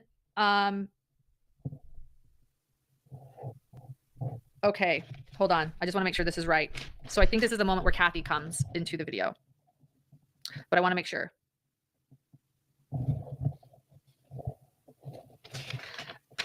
Kathy on the page, so forgive me. I don't know if Kathy comes in at this moment. Forgive me. I talked back to the last, Richard Allen says, look, this has been going on for 6 to 7 years. I have depression too. Oh, no, Holman says, look, dude, I've got depression too, trying to relate to him. And then Holman says, look, here's my theory. How We got lame. Holman's theory here. How lame this cop says, I got depression too. Like, that's the whole read technique. Like, you're supposed to be on their level. And this Holman guy doesn't sound like he's on his level at all. My theory, he says, you're out there. You have a gun. We know you have anger issues. Your wife told us that. Oh, trying to put You have Kathy depression. against him. You see the girls. You order one of them down the hill. They pop off. You have a round in the chamber. You pull the round and you eject the rack. And Richard Allen's response to this theory is, I didn't kill 2 little girls, exclamation point. And Holman responds, what did you do? And Richard Allen says, I went on a walk on the trail and then I went home. Holman says, evidence doesn't lie. Richard Allen responds, obviously it does. And Holman responds, do you not believe in science? Richard Allen, I believe in science. Holman, well, a scientist said that your bullet was at the crime scene. Richard Allen, I'm trying to tell you, my bullet wasn't found at the bridge or the murder scene. Holman, well, if you believe in science, then ... Richard Allen, I'm telling you, any round found at the scene did not come from my gun. Holman, Wow. tell me, I'm all ears. Silence. There's a moment of silence between the two of them, totally quiet. Wow. We know that the bullet matching was a lie. That lady had to actually shoot the bullet through the gun. And then she said she was going to compare the marks on an unspent versus one that was shot through. Total BS. Total BS. You're what the French call les incompetents. And then they're going to tell him, do you believe in science? Do you believe in science? Quiet, just sitting there. Richard Allen, I've got nothing to say. Holman, so you're saying you didn't have a gun on you. Richard Allen, well, I carry a gun if I'm fishing or mushroom hunting. That's the only time I carry a gun. Holman, okay, so were you mushroom hunting? Richard Allen, why would I be mushroom hunting? There are mushrooms over there, by the way. Just saying. But it was I did see them. So February. it's a valid question, I think. Holman, did you rack your gun Listen. on the trail? Richard Allen, I didn't have my gun that day. Holman, It's not a valid question because you don't mushroom hunt in Indiana in February. were you out there target practicing one day? Silence. Holman, I'm just trying to figure it out. I know where mushrooms grow and fish. Why carry it then? Richard Allen, because you're out and you don't know who you're going to run into to protect yourself. Holman, I'm not making this up. I'm not lying to you. Richard Allen, you obviously are. Holman, I'm not making this up. You tell me you watch Dateline and I'm telling you the truth. Holman, item 16 is the round and it compared to your gun. Richard Allen, you're saying it happened, but I'm telling you there is no way it happened. Holman, you think I made this up? Richard Allen, what do you want me to say? Holman, tell me how I'm making it up. Richard Allen, I never said you made it up. I'm not saying you're lying. I'm saying there is no way that my round was found at the crime scene. He's adamant, can't- man. Holman, I can't make this up. You and I both know that.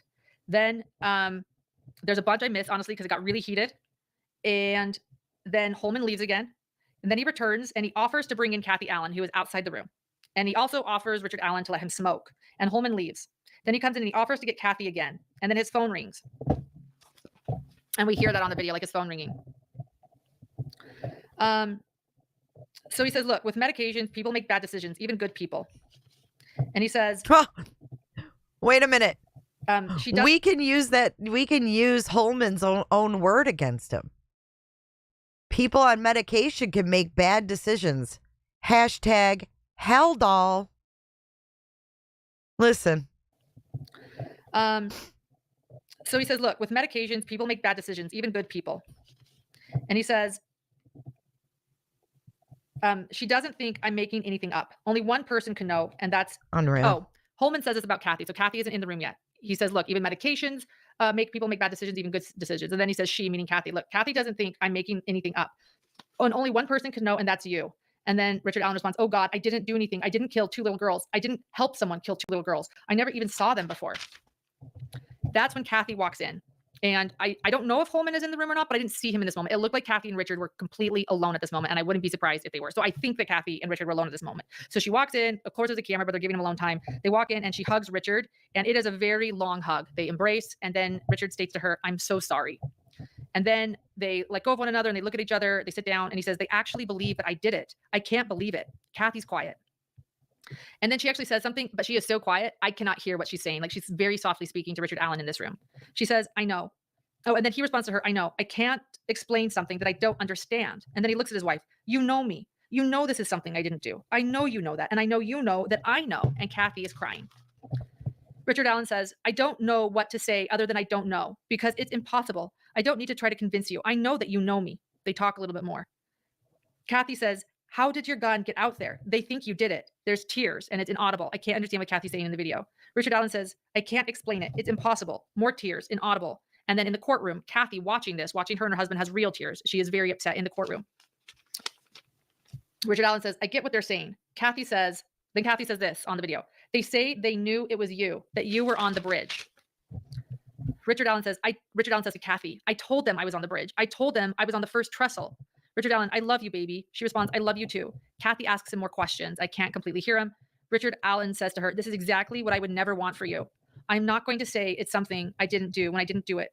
And then he says, I know that you know I didn't do this. All I can say, honey, is inaudible. They are going to do whatever they are going to do. I'm sorry you have to hurt. I'm sorry I'm going through it. You know I care about what people think, and I try not to. She says, I know. They're trying to talk about my anxiety and shit, and I've been dealing with that for 7 to 8 years, my whole life. They want me to admit I did it. I'm not going to say I did something I didn't do. You tell me because I don't understand that. I told them I carry a gun when hunting or fishing in the woods, but I don't even remember the last time I carried it. Kathy cries, inaudible. I get that, he responds to her. I get what they are saying, but there is no way. I cannot explain something. Then they actually both stare at each other for a long time in silence. It was kind of moving. Like, they just looked at each other and stared, like sort of understanding the heaviness of this. Then Richard Allen says to Kathy, they want to make you come in here and make you believe I did it. You know me too well. You know that I couldn't do this. Then he says, don't worry about me. Okay, so then it's redacted. And when it comes back on, Kathy. Redacted again. More redactions. If I'm on the jury, I'm going to be asking, what part are we missing that was redacted? Because don't you think everything matters when your freaking life is on the line? Crazy. Crimes have consequences. I just went through my blocked list. I don't see you. You're not a blocked cooter. If it's a different name than crimes have consequences, let me know. But you're not blocked. He is gone. I need a drink, so much talking. So Kathy's gone. It comes back. And Holman comes back in. And it gets really, really heated at this point. And I was not able to get everything. But I'll just explain. It gets really, really heated. Like, every other word is the F word. I'll share some of them, but not all of them, because it was like, I mean, even I was like, did we really need, it was just funny. Like, okay. So Holman walks back in, and the first thing he says is, you were fucking there, Rich. Now you're going to drag your fucking wife and daughter in this because you're too fucking, I didn't get the last word. The evidence clearly. And then Richard Allen responds, no, it doesn't. And Holman responds, it fucking does. I'm saying we've had this fucking round in the lab. I can't explain something I don't understand. It's not possible. It was taken. It was photographed. You think I effing threw it down there? The effing analyst effing explained it to me. Can you let me and my wife have a time? Holman leaves. And then he says, you're putting your effing wife and daughter through this. Audible sobs from Richard's father now in the courtroom. That is the first I've seen. So remember, watching this entire thing, sitting next to Kathy is Richard's father. And I look over and I see him just crying, and I hear him crying. I'm sorry, but Richard's parents can't be young if he's in his mid-50s. Those poor people. I couldn't imagine seeing them sit there and watch this. Good morning, everybody coming in. Good afternoon, evening, wherever you are. Happy Halloween. Hit that like button. Thank you for subscribing. Tracy. Really heavy. And he is still sitting next to Kathy, his daughter-in-law. He hugs, and then in the video, Kathy comes back into the video. So she wasn't there during that like screaming match. Now he's back in. Exactly, Duty Ron. He hugs Kathy in the video, and she is so this was an interesting moment. So Kathy comes back in, and he hugs Kathy in the video, but Kathy does not hug him back. Now, I do want to point out though that she is holding her purse. So women that hold purses know that sometimes you can't easily hug someone with a purse. So I'll give her that. But I do want to point out she comes back into the video. They're alone in the room. He hugs her, embraces her, and she does not put her arm that I can see around him, but she's holding a purse. She does not hug back. They do there's a brief kiss. She leaves. Holman comes back in, yelling and screaming, like literally walking back and yelling and screaming. He goes, "I'm effing pissed off." And then Richard said, "Leave my wife out of this. You are going to pay for what you did to my wife." That was in one moment. And that's when Holman says, "I'm effing pissed off." And Richard Allen says, "I'm pissed off. This is on you." The jury has to ask. Then there's actual screaming, like screams and slamming fists. Okay, so they know that his wife is his trigger. They can get to him via his wife. Dang it, and that's probably what they did. They pulled his weakness. He wasn't triggered till they started going at his wife, and he started to realize that they're trying to turn his wife against him even. I can't imagine that feeling. I would feel like the walls were literally closing in, and I'd probably just ball up in a fetal position. Because if you convince the one person, and he's been with her since high school, imagine even the thought of the police turning that one person you knew that you could always count on and putting that doubt in their mind. And then you'd feel like you had nobody. It's like they wanted to strip him of every fucking body, throw him in that fucking prison until he confessed. I mean, it's how it all played out, you know? Oh, man, I can't imagine Bad Girl. Crazy. Hey, Flobo. Bing bang. And Holman, and it's mostly Holman. I mean, Richard Allen's yelling too, but it's like, Holman, F this, F that, F, you know, to the point where like, you know how we can't hear anything in the courtroom? It was all of a sudden like, oh my gosh, it's too loud, too much, and it cuts. Because it was so loud at the end of the video and we couldn't hear it, Judge Gull reads the rest of the arrest. And the dude was screaming so hard at Richard Allen that Judge Gull had to read the transcript. Lindsay says, I would have already caught an assault charge with this Holman punk yapping at me. And think about it. He had, hey, Bonnie, he had this dude in his face and he didn't even lash out. He didn't even lash out. He didn't punch. He didn't do nothing. He didn't throw anything. He didn't stand up and toss a chair. Nothing. Crazy. that was interesting. So Judge Gull reads the transcript. I couldn't get it, so it's so quick, but she says that something about the fucking police. Like, this is Judge Gull quoting. It was so intense. And then just to have Judge Gull has this very calm voice. She's very soft-spoken, very quiet. She'll say, sustain, or, you know, whatever, except for when she doesn't. And then so just to have her reading in that very calm voice, like this very intense end of the argument, was like a really interesting, like using, you know, quoting it verbatim, using the F word, sharing what was said until Richard Allen was detained. The arrest happens, and that was the break for lunch. And I run back out. I do my lunch live. Someone mentioned I'm very biased. The best part about this, guys, I haven't said anything that wasn't stated in court today. I am just reading what was in court. And that's exactly why we're listening to her right now. I think this case needs more journalists and less, so I am being a journalist and bringing more journalists and less lawyers. And I'm not saying anything bad, but I agree. This detailed commentary from her is excellent. Excellent. you what is in court. I mean, I'm doing my best. I'm not perfect, but I'm trying. And thanks for all your efforts, Judy Ron. Thanks for sharing what you know as retired law enforcement, NYPD, and everyone else in here that's an expert on this case. So I came out, did my lunch live, and I was like, you guys, it's wild what you did. Oh, but after lunch was wild. Was wild. It was wild. Okay. So after lunch, we have a new witness, and we're going to get through this. Thank you, everyone that's here. I really appreciate it. And again, thank you to moderators. This is a very large live stream. And you're doing great, Lauren. You're doing great. If I mispronounced that, forgive me. Right, exactly. So this is the Indiana Department of Corrections employee, and he was this person comes on. So he works at the Indiana Department of Corrections. He explains a lot of background. I'll explain it now, and just so you know. So yeah, now we're getting into the correctional officers, which I'm gonna stop there because I just wanted to go over what Richard Allen said in the confessions. I know she's great, isn't she? Yes, she pays attention to the emotions going on. Yes, yes, yes. I'm not sure if he was offered a poly. I didn't hear anything about that.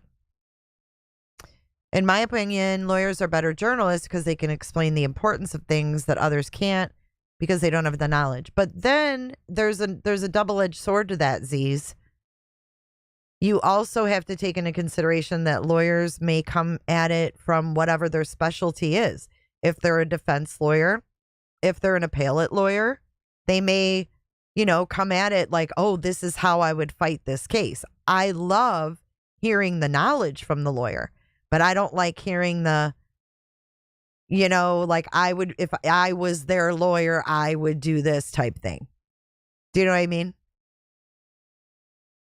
Yeah. And you know what? We are wondering what Lauren thinks because she's not biased.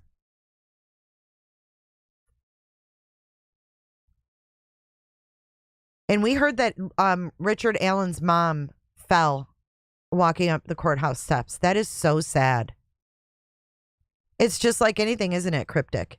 They get a narrative, and everything that fits that narrative is what they focus on. Everything else is to the wayside.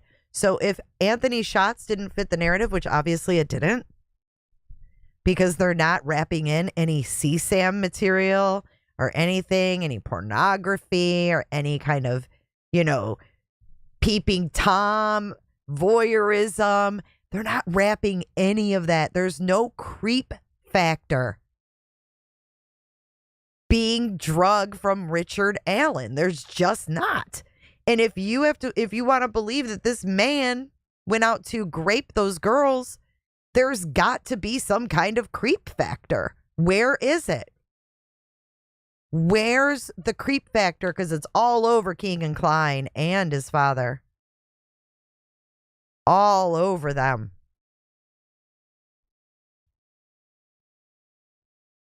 He said he has a sex addiction, but what does that mean? Does he watch porn? It depends. Where does he get that terminology and what makes him a sex addict? Did he say? You know what I mean? Like, someone may say if you watch pornography, you're a sex addict.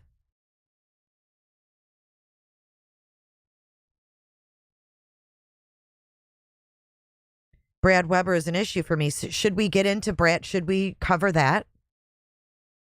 How long have we been live? An hour and 45? Do you guys think we should go over the van testimony?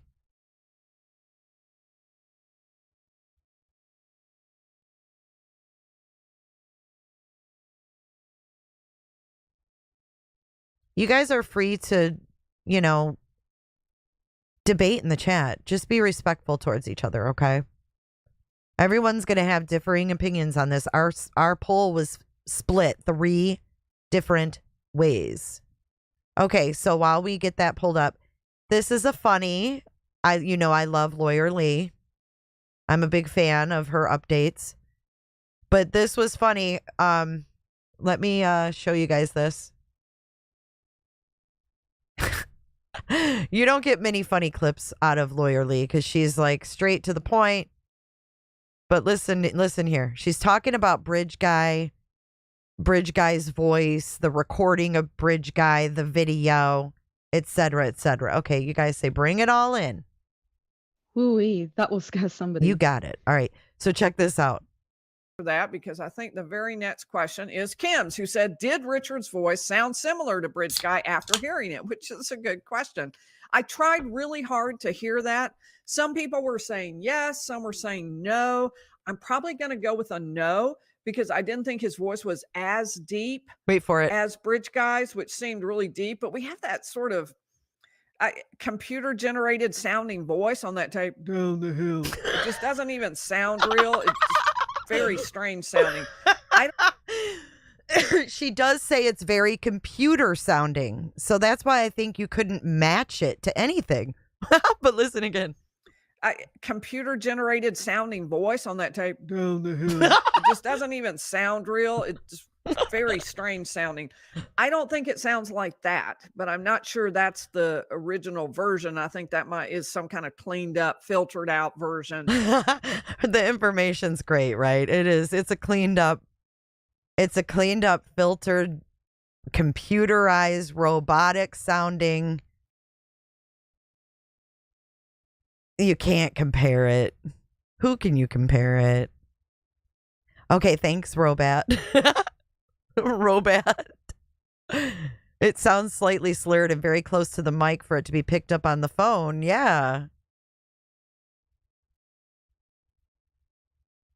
Yeah, I think we heard him. I can't remember what video we heard Richard Allen's voice off Facebook. But how can you compare it to some effed up, like, enhanced version? Like, it's not going to sound like anybody but freaking Amika. That's the only person that it's going to sound like. I am here to help you. I am here to help you learn. Shut up, Amika. I am here to help you learn. Listen again. This is a brief funny. Computer generated sounding voice on that tape down the hill. It just doesn't even sound real. It's very strange sounding. I don't think it sounds like that, but I'm not sure that's the original version. She's so funny. So don't you think that we should, but don't you think that the jury should have heard the original version? Might as well use Siri, right? Or Siri. Yeah, the voice sounds computerized, and I wonder if the video is computerized and edited. That's what the defense is claiming. The defense is saying that shit's altered, man. So whoever edited that video should testify on the stand, and they should say what they did and the steps they went through to edit and get Bridge Guy's picture that we saw. They should also testify to how they got the voice to be enhanced. Thank you so much, Flobo. Flobo just donated 5 clickerships. If you got a membership from Flo, make sure you thank her in the chat room. Thank you so much, Flobo. But don't you think that the person who edited that should get on the stand and explain how they got that?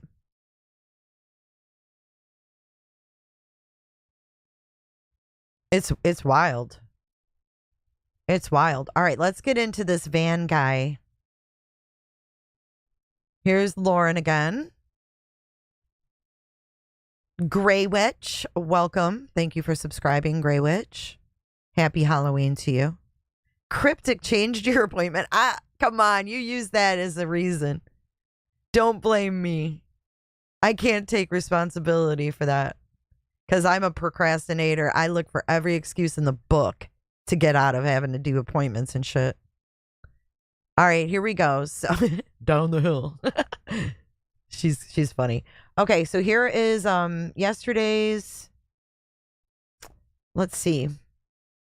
We don't have any descriptions, so we're just going to get start. Hey, everyone. Hello, hello, hello. Forgive the late start. How is everyone? Can everybody hear me? Do this just to slow it down. Oh, Grace showed up this morning. She stayed easy and recovering after she fell, coming into the Oh, geez. Here we go. Carrie is Libby's mother and her daughters. They gave each other a hug, and she also greeted Abby's mom and Abby's grandparents, who were all in the room. And there was a warm greeting there. Kathy Allen and Richard Allen's dad were there in the courtroom, and Richard Allen's mother still not there. Again, I have heard that she is no longer in the hospital, but she is taking it easy and recovering after she fell, coming into the courtroom. Poor lady. So the witness, again, Dr. Monica Walla, W-A-L-A, in the courtroom. She had, let me explain what she looked like. She had a forest green mock turtleneck shirt on, which was sort of this complimentary. Wait, did he come after her, the van guy? Weber?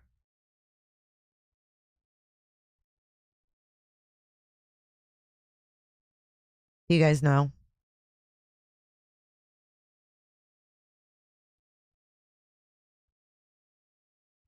I haven't watched her on Weber, so I don't. Is that him? That's Weber. Okay, so we need to go back. All right.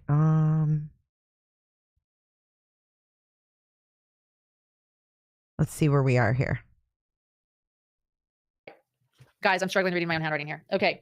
So now they're comparing the first chart of, this is still the prosecution of Richard Allen entering prison, like his history, like his first chart, to his second chart, like after he's in prison. Okay.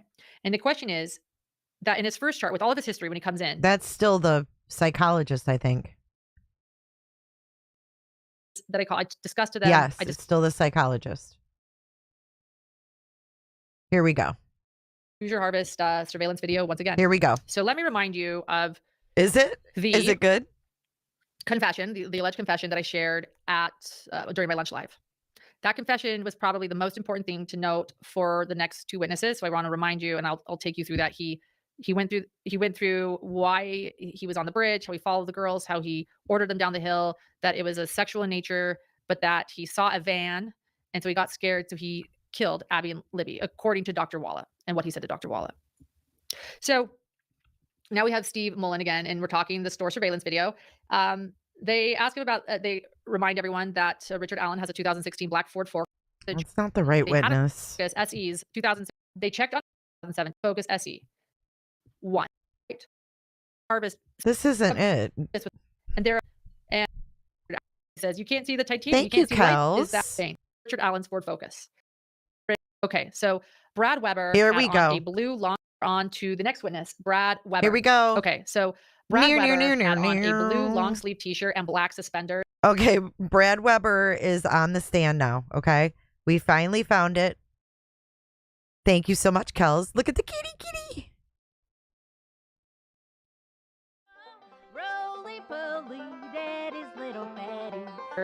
He had blue jeans on. Honestly, he had a bit of a southern drawl. At first, I thought he was chewing gum. I actually think he might have been chewing his lips because he was a little nervous. Honestly, and I say this as like, he looked like sort of like the classic farm boy, honestly. And I say that as a compliment. It was charming to me. So we actually have a sketch artist that is there in the courtroom most days, and she actually drew a picture of him and she emailed it to me. So I'm going to share this, and I'll just show you Brad Weber.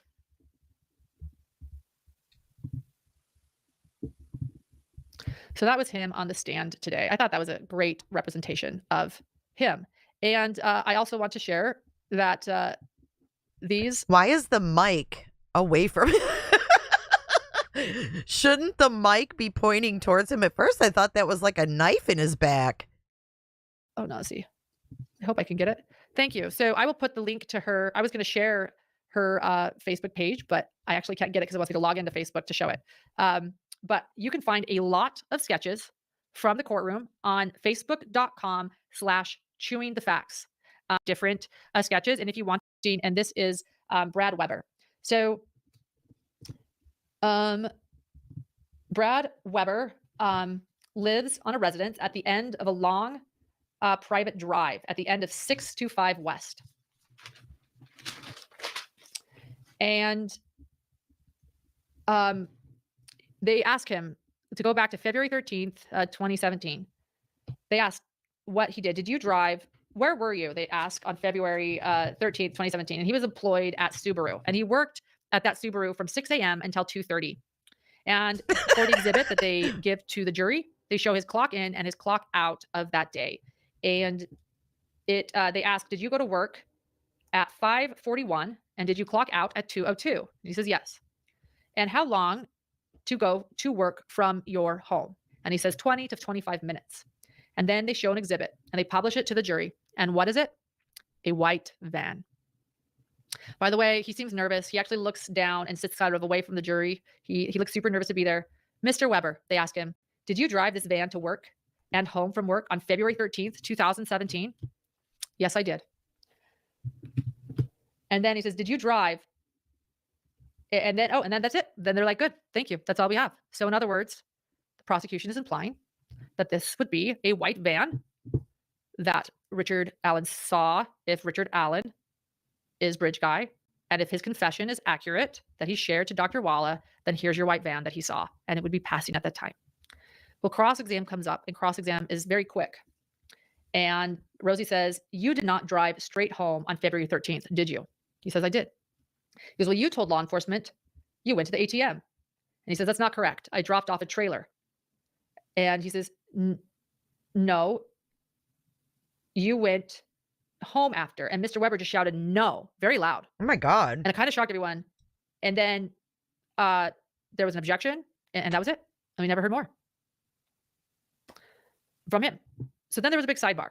Okay, so then we hear a big sidebar. And during the sidebar, even though they tell us to be quiet, I was whispering very quietly, but I asked a woman next to me, I'd never sat by her, she's with the public. And I was just curious now at this moment to try, we've heard 2 days of alleged confessions by Richard Allen. And I'm trying to understand where everyone is in this case, and I can't read the jury. There's poker face, I don't know what anyone's thinking. I mean, the jury questions are really interesting. Like, they're really thinking about this, and they have a lot of questions still. And so I turned to the woman next to me on the right, and I said, what are you thinking? Where are you? And the woman to the right of me said, she said, that was like a smoking gun. She said, there is only one who would know about the white van. She goes, this is a slam dunk. This is a slam dunk with a confession. She's like, this was it for me. And I'm like, what was it? Like, that he was saying? She goes, no. She said, Brad Weber, like, this was it, what he just said about the white van. She goes, that was a slam dunk with a confession.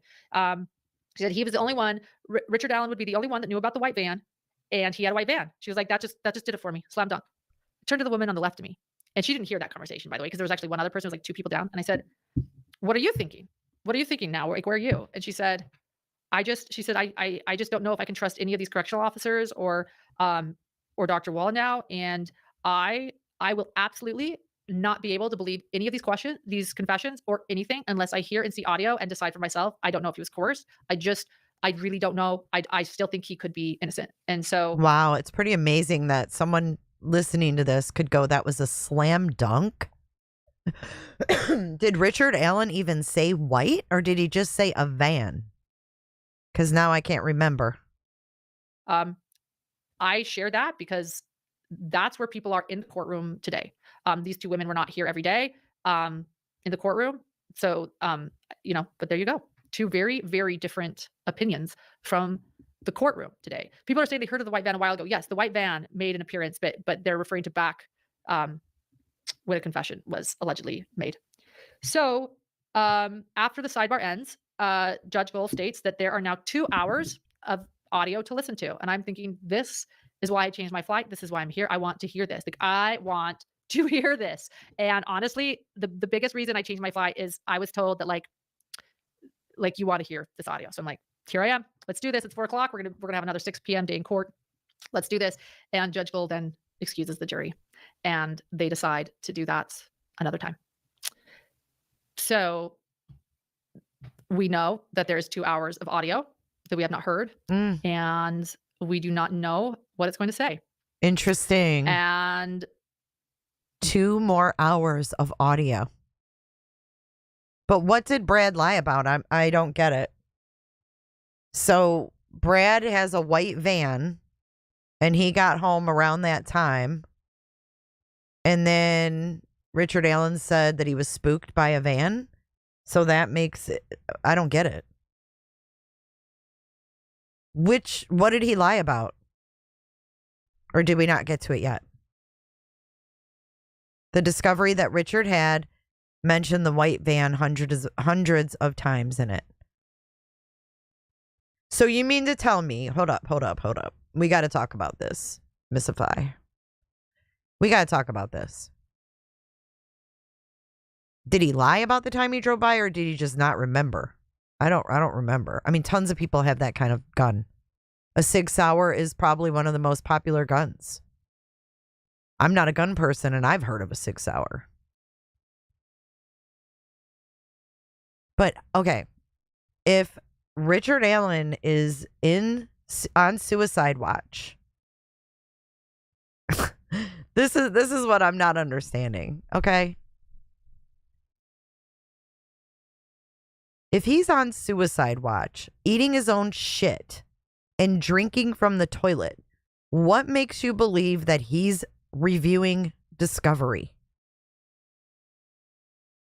It doesn't sound to me like he was you know, sitting in his little cell or his little cage with a desk and a lamp, reviewing his case and preparing his defense. It sounds like he was barely getting by every day. So I don't know if I believe that he's personally at that point in time read his discovery. I don't know if I believe that.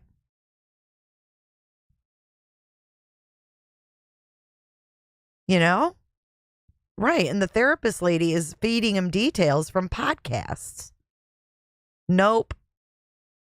Her even giving him information from podcasts should make his confessions null. Null. So he's saying he didn't drive home? I don't know. I don't get it. He was eating his discovery. Right. So I don't think he was studying it to know there was a van. There is a lot, I think a lot more to be heard and learned. So we're going to keep following the evidence and the facts and try to put this all together. Good for you, Lauren. Outside of the courtroom or the courthouse, we all walked out. So listen, the courthouse wasn't even closed for the day. We walked outside and people were. So that really, I mean, that was really all it was the time he got home and he owns a Sig Sauer. Nah, you got to do better than that. Listen, don't forget that Abby and Libby were communicating with a convicted pedo who, according to investigators, opened up the biggest CSAM case in the state of Indiana.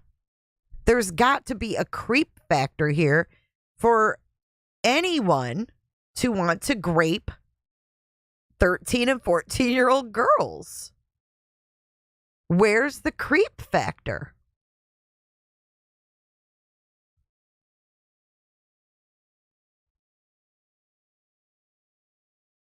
I just don't know what to make of it. Hey, Megan.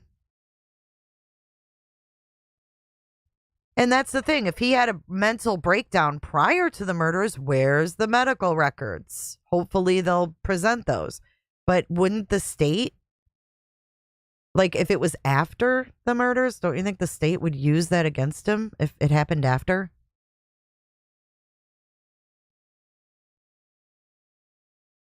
Libby matches his daughter who was moving out of his house. What does that have to do with anything? So why would he want to kill two girls? Because his daughter's moving out? That doesn't make sense. What are they doing with what investigation, Robot? The biggest CSAM material? I don't know. I guess we would have to dig and see if there's been Homeland Security investigations and arrests in Indiana or anywhere. I mean, these guys don't have to be local. If you think about it, they can be across the damn country.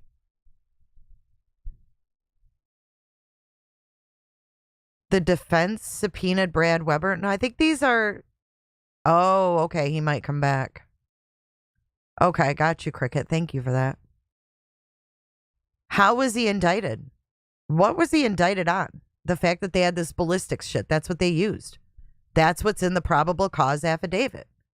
Is that this bullet matched Richard Allen's. And then we find out that this lady, instead of comparing two unspent bullets from his gun, she said, oh, the marks weren't deep enough for me to get a comparison. So I had to go ahead and shoot the bullet through there.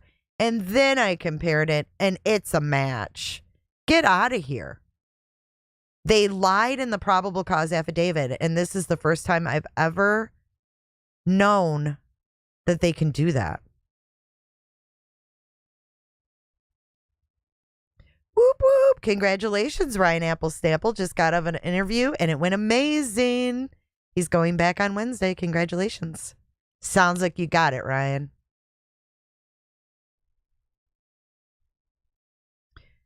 The part about the van dude is denying that he told the cops he had to pick up money from his ATMs he owns, and that would put him in the area a lot later. Now he's changing the time to fit with Allen.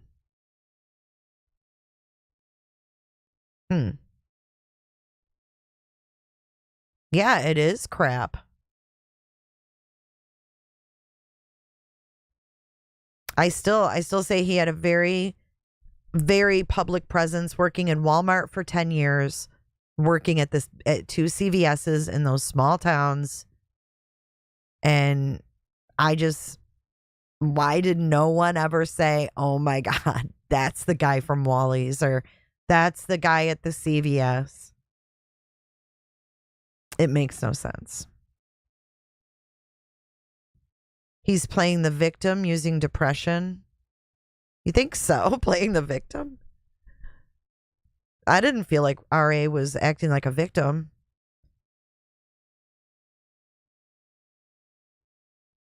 A lot of stuff is being suppressed. You know why, Dana Lynn? Because it doesn't fit their narrative.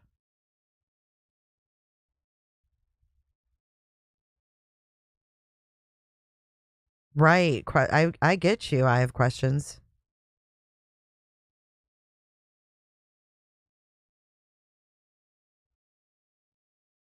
I'm sorry, Bunny. You told Ellie you were fixing ATM machines, not that he dropped off a trailer. That's a long time, though, like someone said. That's a long time to remember exactly what the fuck you were doing. 7 years? Fuck. Would you remember if 7 years ago you dropped off a trailer or went and tended to your ATMs? If it doesn't fit, you must acquit. Yeah, I don't know. Nothing new. 100 people in Summer Wells, unfortunately. He ate poop and drank from the toilet. I think the psych stuff is real. Yeah. You're not going to eat shit as an act.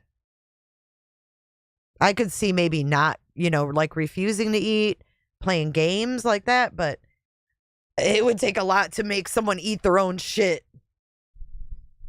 That's all I'm going to say. You got to be pretty bad off to eat your own shit.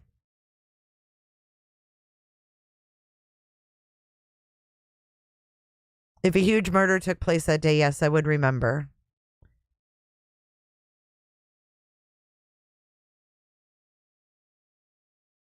Yeah, I don't know. I guess if your life depended on it. I guess if your life depended on it, you could probably eat your own shit. Like if someone said to you, hey, you're going to die or you have to eat your own shit, you'd probably eat your own shit.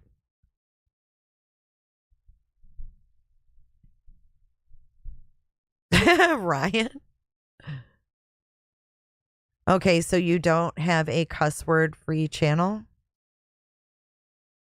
Are you just figuring this out? You've been here for 2 hours. No.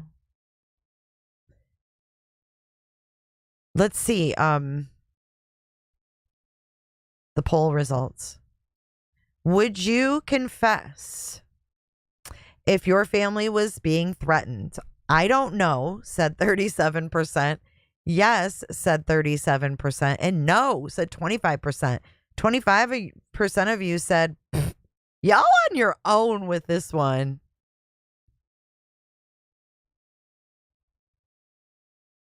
That's crazy. A Mason. I don't think Mason, it was Odinism. They were injecting him with these drugs that you only get once a month. That's fucked up. I'd been in jail before and suicide is always on the mind. We can talk murder. 100 people. Amen. Oh my God. Oh, I'm not sus of people that are just Masons in little towns. That's like elite shit. Mason. Come on.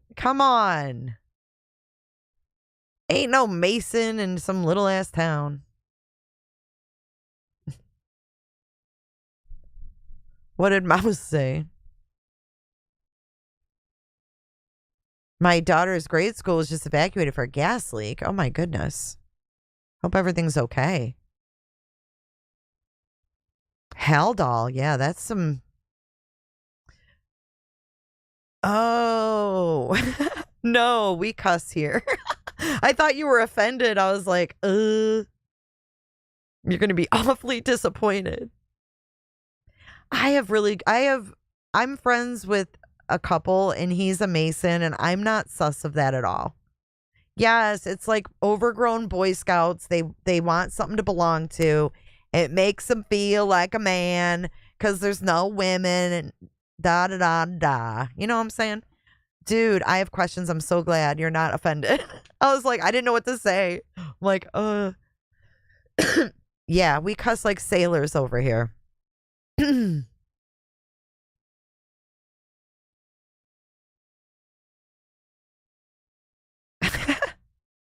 Y'all are crazy as hell, you know it? Let's look up I have a video.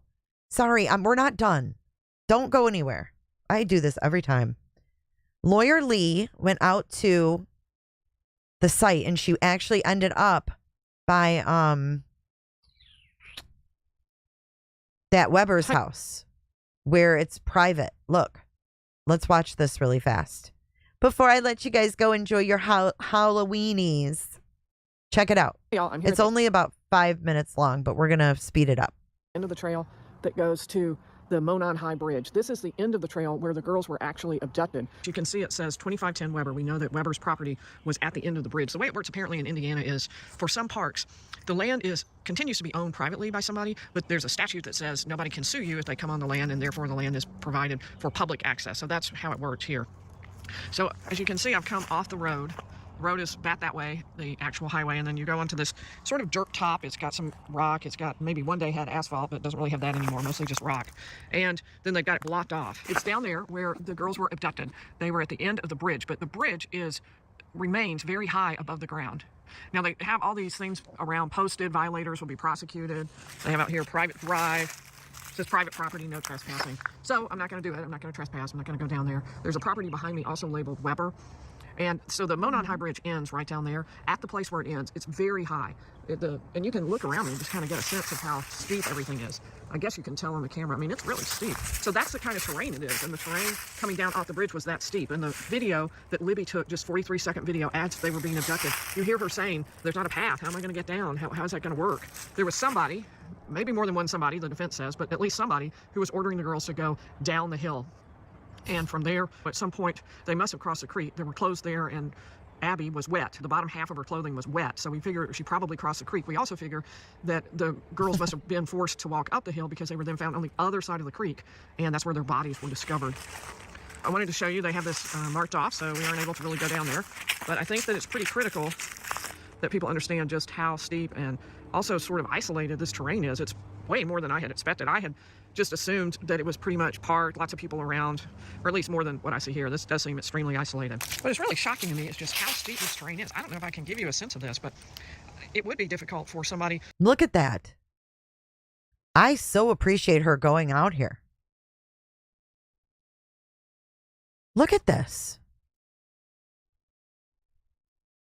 Maybe I should slow her down just a hair because she talks fast anyways. To force two girls across that with a gun, I can see where that would be extremely hard. Can you tell it even goes further down in the distance? Now, this is not exactly where the girls crossed. I'm not saying that. I'm just showing you what it looks like here and how steep it is, because it is more than I expected. I was not realizing how incredibly steep it was. You can see right there, there's just pretty much a straight drop off with a bunch of logs that have been left there from trees falling over time. So this is the area. It's so pretty there. And what the area looked like. Now, we can't see the bridge from here, the end of the bridge where the girls were forced down. We know that bridge guy was there. And of course, the defense believes there were other people there too, at least one other person, maybe more.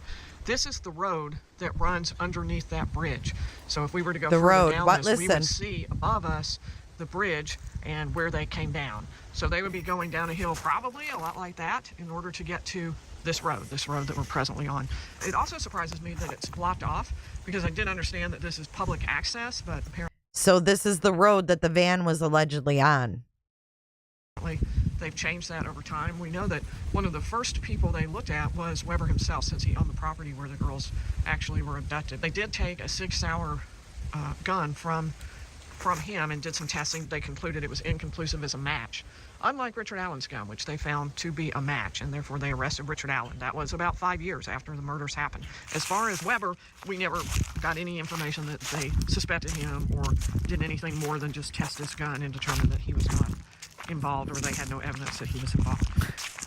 Oh, so we're supposed to trust their ballistics testing to rule him out? Wait, what?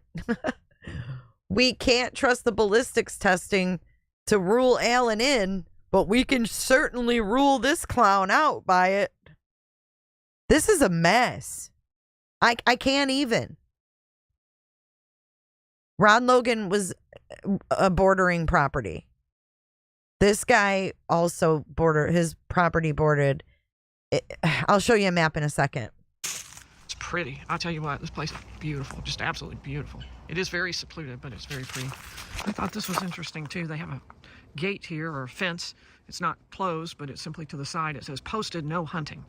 One of the issues in the case has been the bullet casing that was found between Libby and Abby's feet right at the scene. Well, this particular casing, the prosecution says, was able to be traced back to a gun they found at Richard Allen's home. Now, the defense says this is a place where tons of people hunt, so finding a .40 caliber Smith & Wesson cartridge isn't really all that much of a surprise. There would be plenty of people walking through here who would be hunting. And, in fact, as we can see, that must be the case because they're posting no hunting. I assume they're talking about... So, in this screenshot, Robin, thank you for that. It actually says down at the bottom, I don't know if you noticed that, it says one of Weber's guns, a Sig Sauer, was tested by state police lab and the result was inconclusive. So why the hell didn't it go on to the FBI? Why did the state police and the sheriff's department or whoever was the lead, why did they push out the FBI? Why wouldn't they use all the resources possible? Hey, happy Halloween, Northern Beans. Oop, shit. I didn't mean to do that. Enjoy watching the... I'm sorry, I didn't mean to do that. But yet he was cleared on that. Right? Oh, Big Dirty. That's gross. Who's that? I don't think... What?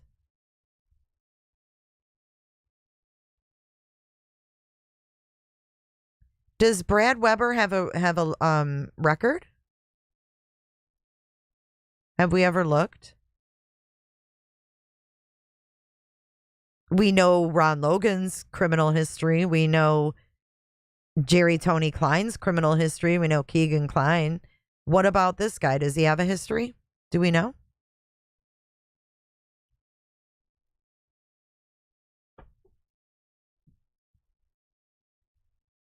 Kimmel, is that true? They pushed out the FBI because they were pursuing the Odinist theory?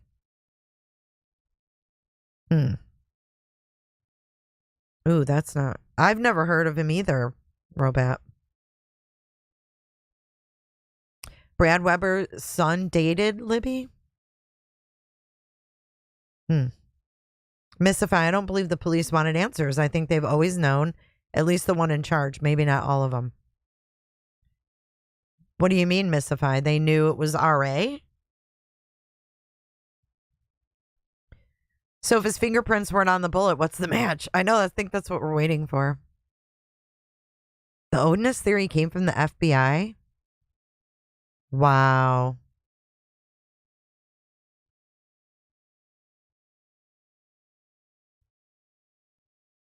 Brad Holder's son, the Odinist guy. And I don't know if Weber's an RSO. I don't know that. I've never looked him up. Oh, Nash native. I want a goodie bag. I'm just kidding. We need a chart. Well, that's wild that they pushed the FBI out. Like, we don't like their narrative. That doesn't seem like that should even be able to happen. That doesn't even seem like when it comes to kids' cases, I think that the FBI... Look at my dog, y'all. She is so precious right now. I think the FBI should have the right to say whether they stay or not. Look at that. Look at that baby. She don't want to wear no Halloween costume. Hers is taking a nap. Josh Johnson? Never heard of him.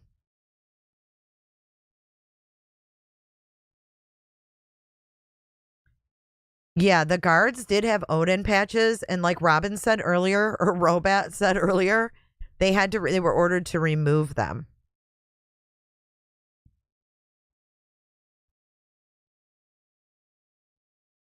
Oh, a butterfly, how cute. I don't think she'd like a costume.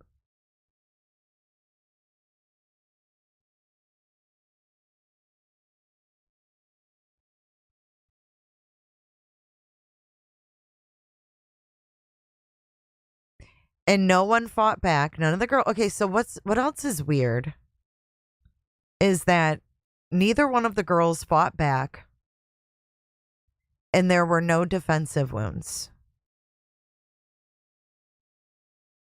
Make it make sense. Would you feel comfortable living in a town where the guards wore cult pack? No. No, but it's not an Odinist, like, the people that, I don't know how to say it, like the people that, the modern day Odinists, like in the prisons, are like the white supremacists. I don't see this being a white supremacist kind of crime. Why would they kill 2 little white girls? There'd be no reason for it. But if you've never heard the Odinist, oh, I want to show you guys Tilson Street too. But let's watch one video on the Odinist. And if you're curious, Cricket, you can watch my old video on the Odinism theory with Nils, the Iron Horse.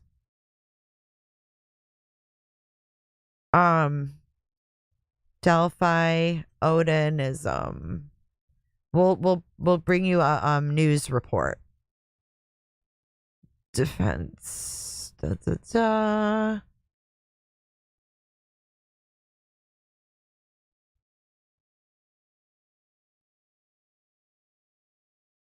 Okay, let's watch this. This morning, we're shining a spot. This is Court TV. Hold on. Oh, Lawyer Lee. Thank you, Lawyer Lee, and thank you, Lauren, for your awesome content and coverage. We really, really appreciate it for the updates. Here we go. This is from Court TV. This is a year ago. And that was when the Odinism stuff came up, was 1 year ago. Or this is 9 months ago, actually, but I think it came out late 2023. Spotlight on the latest developments in the Delphi murder case, focusing on the defense attorneys as prosecutors want to get Richard Allen's defense attorneys held in contempt. These prosecutors say that Allen's newly reappointed attorneys, Brad Rosie and Andrew Baldwin, have violated the court's gag order and were grossly negligent for being at fault for crime scene photos being leaked to the public, which the state says has caused irreparable harm to the victims' families. In their motion, prosecutors allege the press release and the 2 occasions of leaked information show a trend by defense counsel of not being completely honest with the court, violating the court's gag order set in place to protect the integrity of the case and failing to comply with the protective order put in place to protect the discovery in this case. Well, now we're hearing from one of Richard Allen's former attorneys in a Court TV exclusive interview. Public defender William Labredo stepped down as counsel earlier this month after the state Supreme Court decision, and he's therefore no longer bound by the gag order. Court TV documentary producer Barbara McDonald was the only person that he spoke to. Sorry, I got to get to the Odinism part. I thought it was hocus pocus. I honestly didn't, I never heard of it. And the more I got into it, that's a real thing. It is a real thing, and it's scary. In what way? Well, I believe they sacrificed a girl and killed another one. Some of the people that live in Delphi were very brazen about their Odinistic beliefs on their Facebook pages and other social media accounts, including the sergeant who was in charge of keeping Mr. Allen safe in Westville.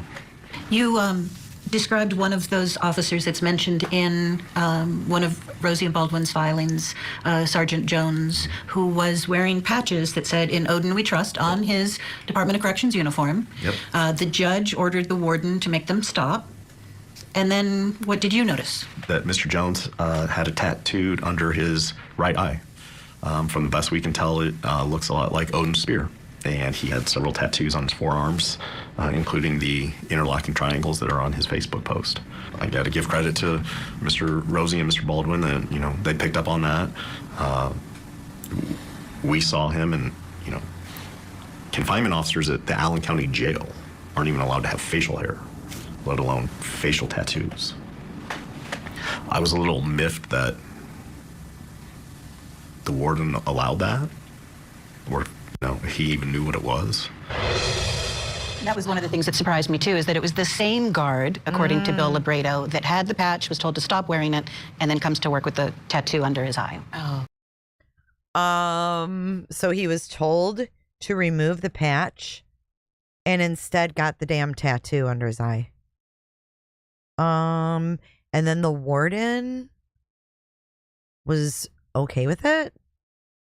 Do you remember the warden taking the stand and being a complete asshole? Yeah, this is not a religion, though. The CO, the correctional officers, are not Norse pagans. That's why I would love for you guys to watch Nils when I had him on my channel. He's a real Norse pagan. And it's like, it's like the Daybells did with LDS. They manipulated that religion to fit their narrative. That's what these people do. Thank you so much, Robat, for your 1999 super chat. Glad you are still discussing the Odinism theory. This case needs to be followed closely with an open mind. I agree. I think we have to keep an open mind and not think, oh, God, that's ridiculous. That's ridiculous. We can't, because nothing's ridiculous. Because it's all fucking weird, right? Thank you for linking to Nils. Is that the Nils live? Well, because they've manipulated what Odinism is. And I implore you to watch.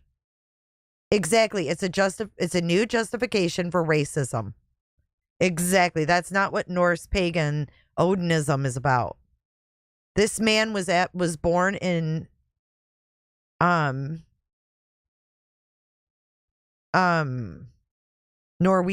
or whatever. Where the fuck was he born? God dang it.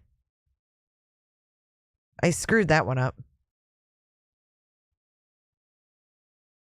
But also, like, rituals, they do rituals, but they're not about, like, killing kids. Norway? Thank you. Kimmel, I think it's time for me to sign off. That group is using an ancient religion for selfish worship. Exactly. Oh, is he Sweden?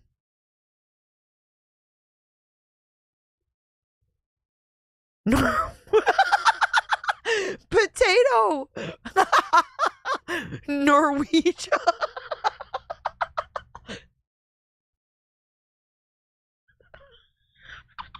It's like a Ouija board. Norwegian, yes. I'm crying. I can't even fucking see.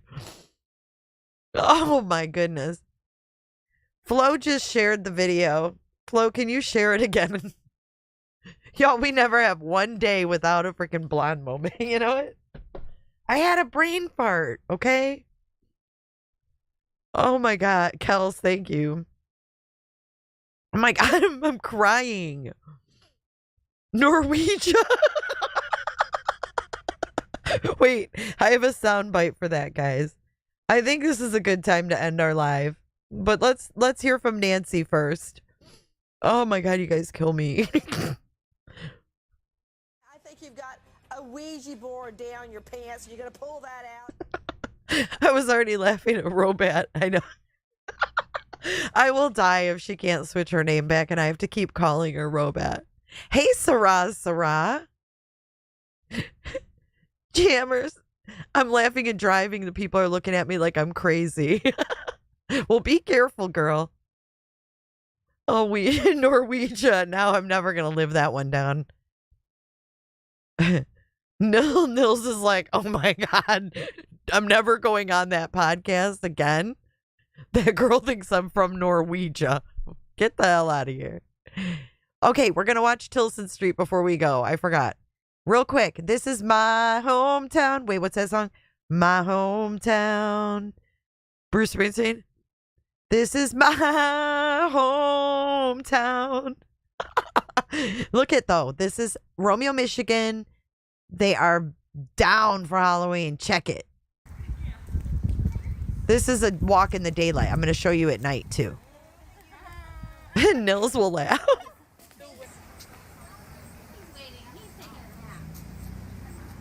It sounds like the lawyers wanted Odinism, though.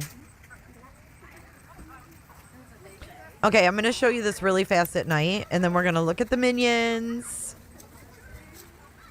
And these are all historic homes on this block.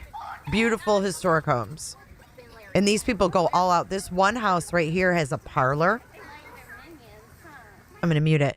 This house right here, this tan, I think it's this tan one, or no, it's a Victorian. It actually has like a parlor.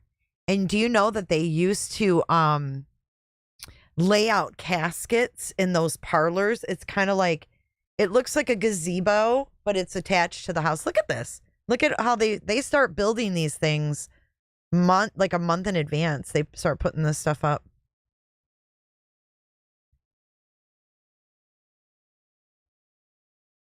Round top, they go all out like this. Norwegia. I think you got a Norwegia think you got a Norwegia board down your pants. The town itself. Yeah, so there's a parlor and it's got like windows all around, you know, like, and that's where they would lay out the casket. And I'm like, God, that would be so creepy. Yeah, this is really cool, guys. I'm going to show you at night though. Let's put it on fast speed and then we'll watch it at night. The nighttime is really cool. Bulldog Cemetery. Go Bulldogs. Got my bulldog clock on my wall. Go Romeo Bulldogs.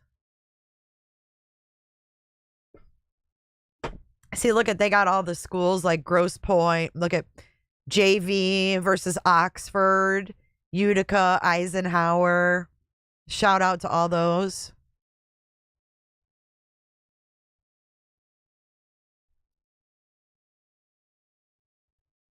See all their football scores, whatever.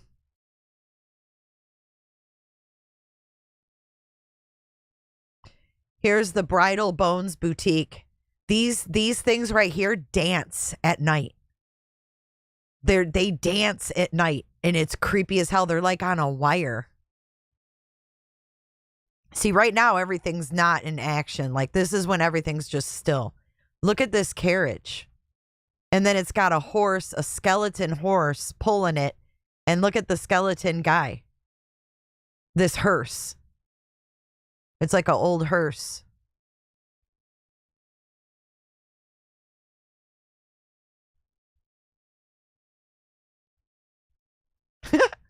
Smile. Smile, you're on camera. All right, let's go to the nighttime because it's way more exciting. This is this year, by the way, 10 days ago. Tina, look at all the motherfucking people. Y'all, this has been going on for quite a few years now. All right, we don't need to see all that. Okay, here we go. There's like a Dairy Queen right on the corner, so everybody goes to Dairy Queen. All right, here we go. Let's listen to what's going on. That line is. There's so many people, dude. Like that, to me, I don't like all the people, but it has drawn in. I mean, it's all over the Detroit news and stuff. Very long over there, baby. Florwegian. Something good's got to be up there. Oh yeah. Ooh, let's move forward this way. You want to hit that one now? Yeah. Okay. Oh no, we can do it. Well, we'll do it on the way Delaney back. all the time.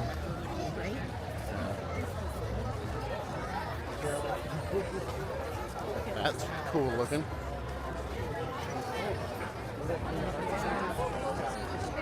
They need to zoom in. Hold on, let me see if I can. Wonderland. Check this. Oh, there's a cannon that goes off too. Look at this.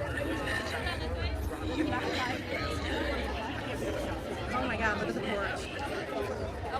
Look at the porch. What color is it?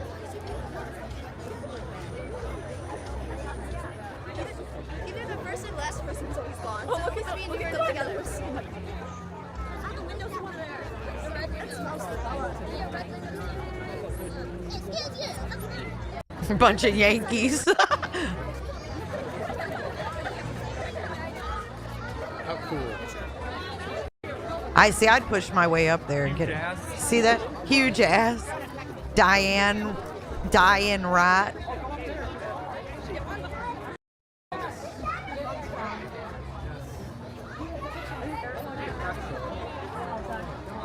This is cool here too. There's 3 lovelies. Nice.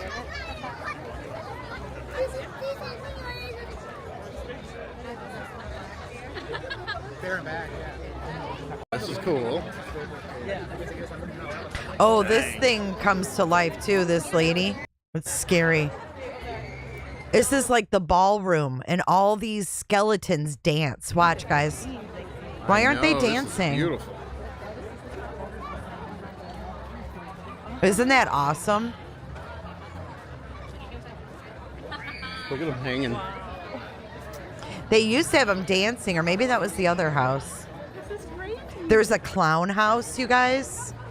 The clown house is so freaking creepy. Wow, these folks like go all out here. This is awesome.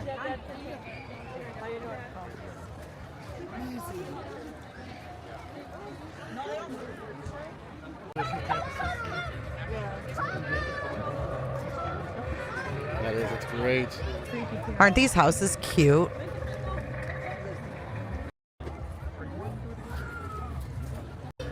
We got to get up into the other side of the road. Ooh, look at that. On the far right, look at the reindeer. It's Rudolph with red eyes. That was cool. That looks like the Grinch one. Mom, look at that. Grinch Santa. Oh my God, like a devil Santa. Yikes.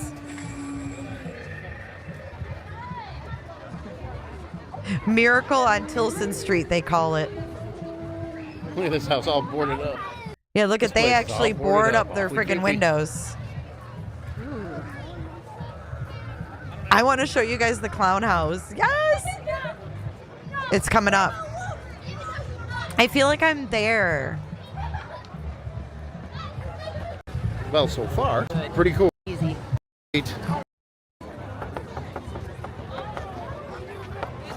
Where's the vines? How cool. Yep. This is great. Oh, look at Lion, there's the Tin Dorothy. Man. Look at the Dorothy. Tin Man. Y'all, look at the tin skeleton. The Wicked Witch of the West. That is so creative. How cool.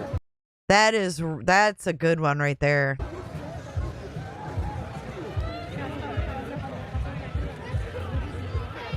Oh, we're getting to the clowns. Oh, this guy's got. Fantastic. This is fantastic. Wow, that's great. The money pit. That's fantastic, man.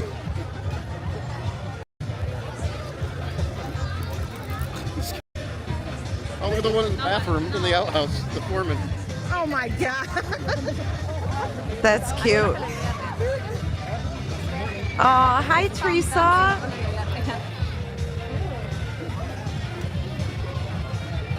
Hey, Teresa. The clowns are coming up.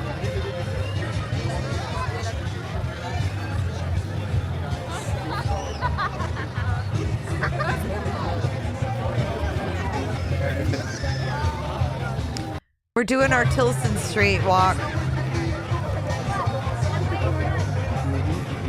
Oh. Wait, look at the foreman. He's sitting on a bucket on the pot. Skull and Bones Construction Company. That's awesome. Dude, that is so cool.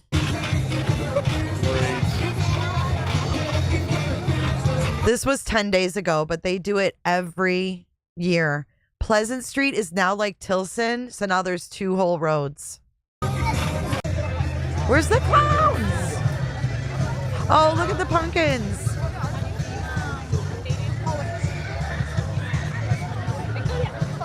The pumpkin patch. That's cute. Cute.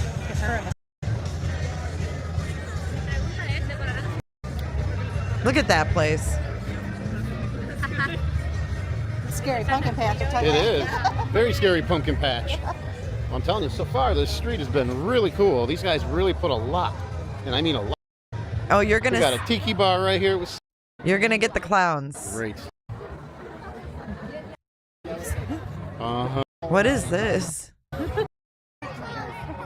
I've never seen Halloween decorations like this. Oh, that's cool. This is great. This is fantastic. This is really cool.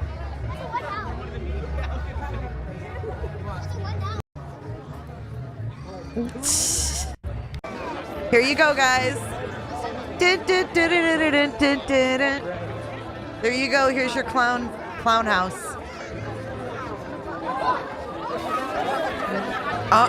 See that dude pop up? No, thank you.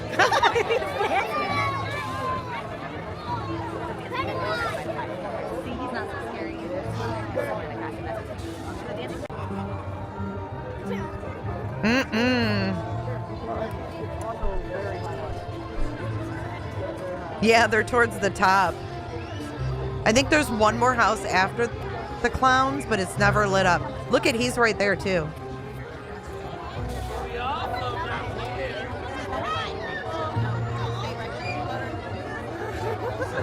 Oh, that thing was real? I thought that was like electronic. I thought that was like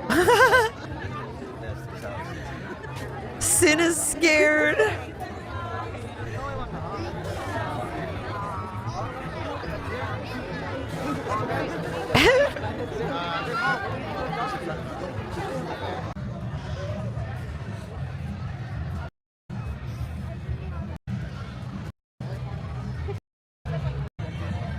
Okay, now we got to go down the other side, I think.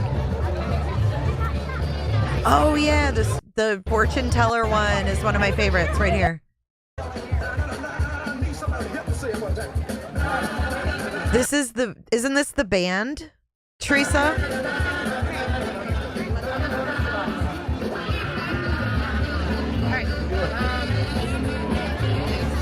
Look at the Miss Fortune Teller. But look up in their windows. They have like mannequins up. Look at in those windows. Isn't that spooky?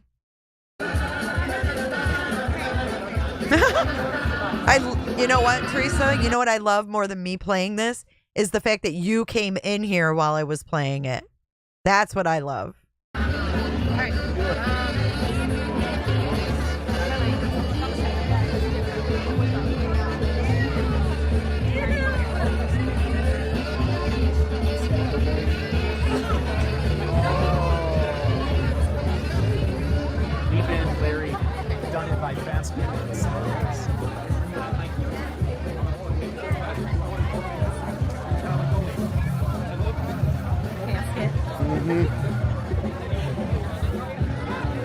Look at all the minions hanging on the light.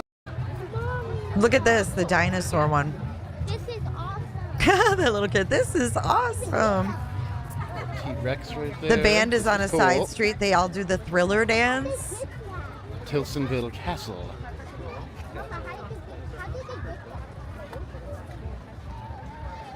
Isn't that something?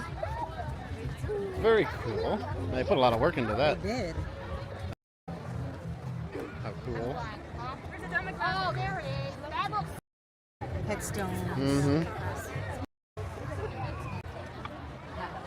Ooh, that's scary. Where you going, baby? I'm not much for Following the you. demon thing.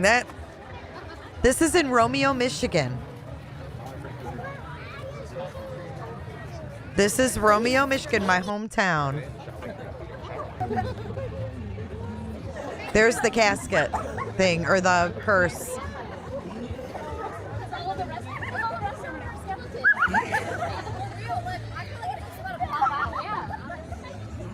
They don't know what's real and what's not.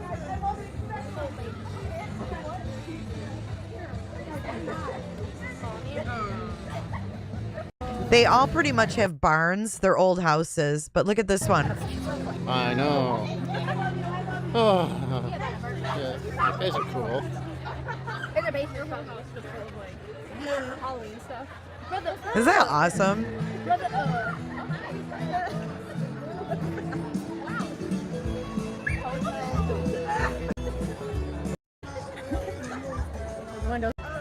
That's Hotel Tilson. That's so cool.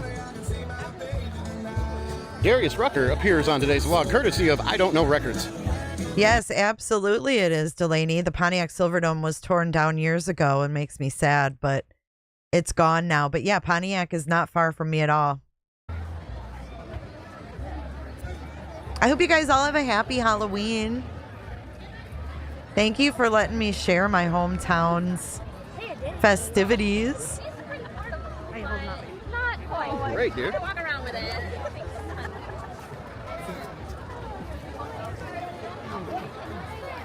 What is this one?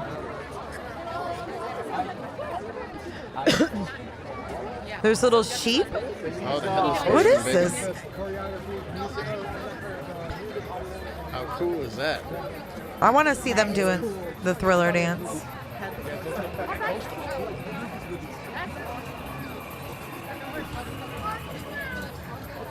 Ooh, look at the hands.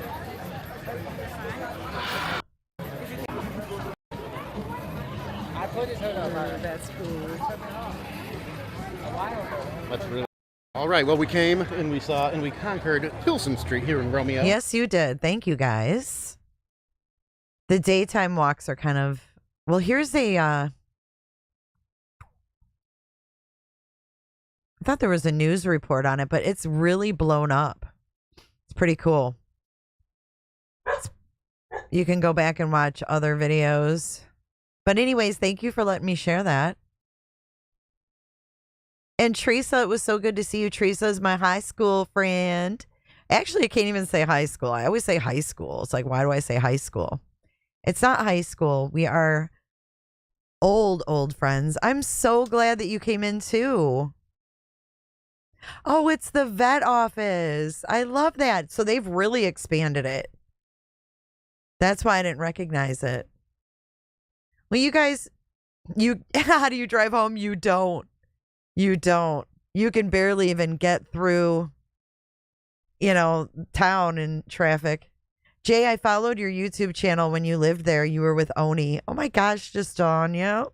I lived right at the top of that road. You remember that? That is wild. Oh, well, thank you. Yes. And Jammers, like Jammers just said, if you haven't already hit that thumbs up on your way out, now would be a great time to do so. Thank you, Robat. Thank you, again, Robat and Kels. One-Eyed Flow. Oh, I missed this one. Kels also donated 5 clicker ships. Thank you so much. And Anonymous, I'm thankful I could renew my membership. Thank you so much. Sophia and Cat's Life. You guys all have a great night. Stay safe out there. Have a lot of fun. I would love to see pictures from your Halloween if you want to email them to the team email. We would love it and get a kick out of it. Everybody stay safe. Mwah! I love you. I love you. I love you. Love from Summer. You waking up? You got to go potty? You want to go outside? You want to go outside? Yeah, we're going to go outside. I love you guys. Let's roll our credits. Bye, everyone.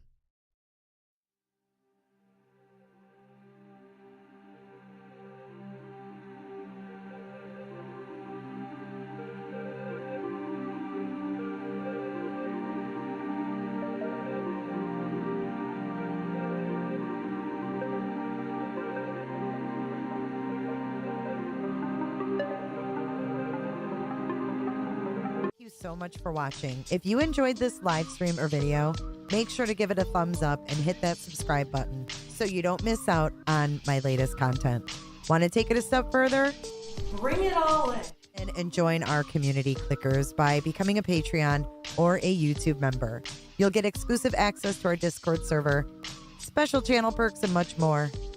Until then, I'll see you in the next one. Click, click, click, click, click, click, click. It's real easy, man.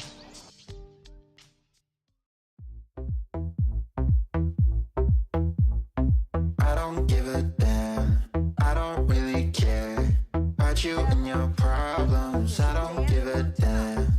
You talk way too much. I have heard enough about you and your problems. I don't give a damn. I don't give a damn. Damn, damn. I don't give a damn. Damn, damn. I don't give a damn. Damn, damn. I don't give a damn. Damn, damn. You wanna be with me. You wanna feel something real, but I'm feeling differently.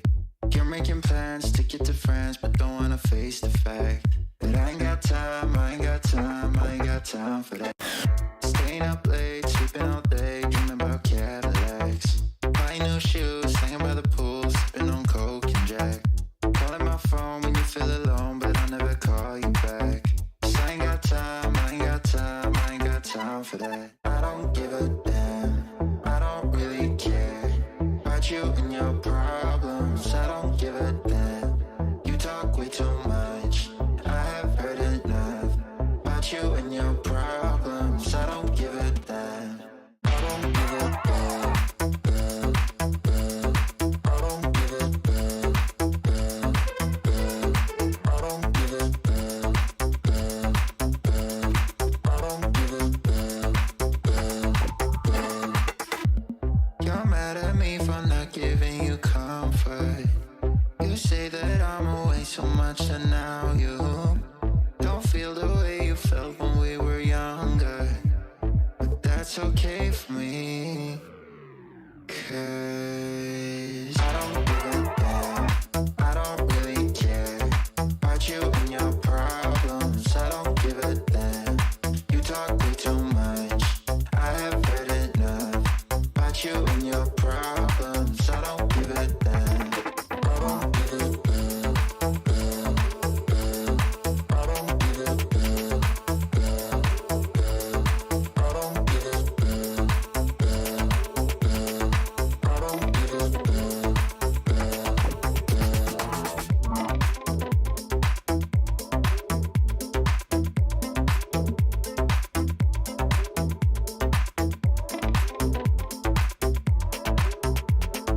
I don't give a damn. Thanks so much, Jennifer. Bye, Jennifer.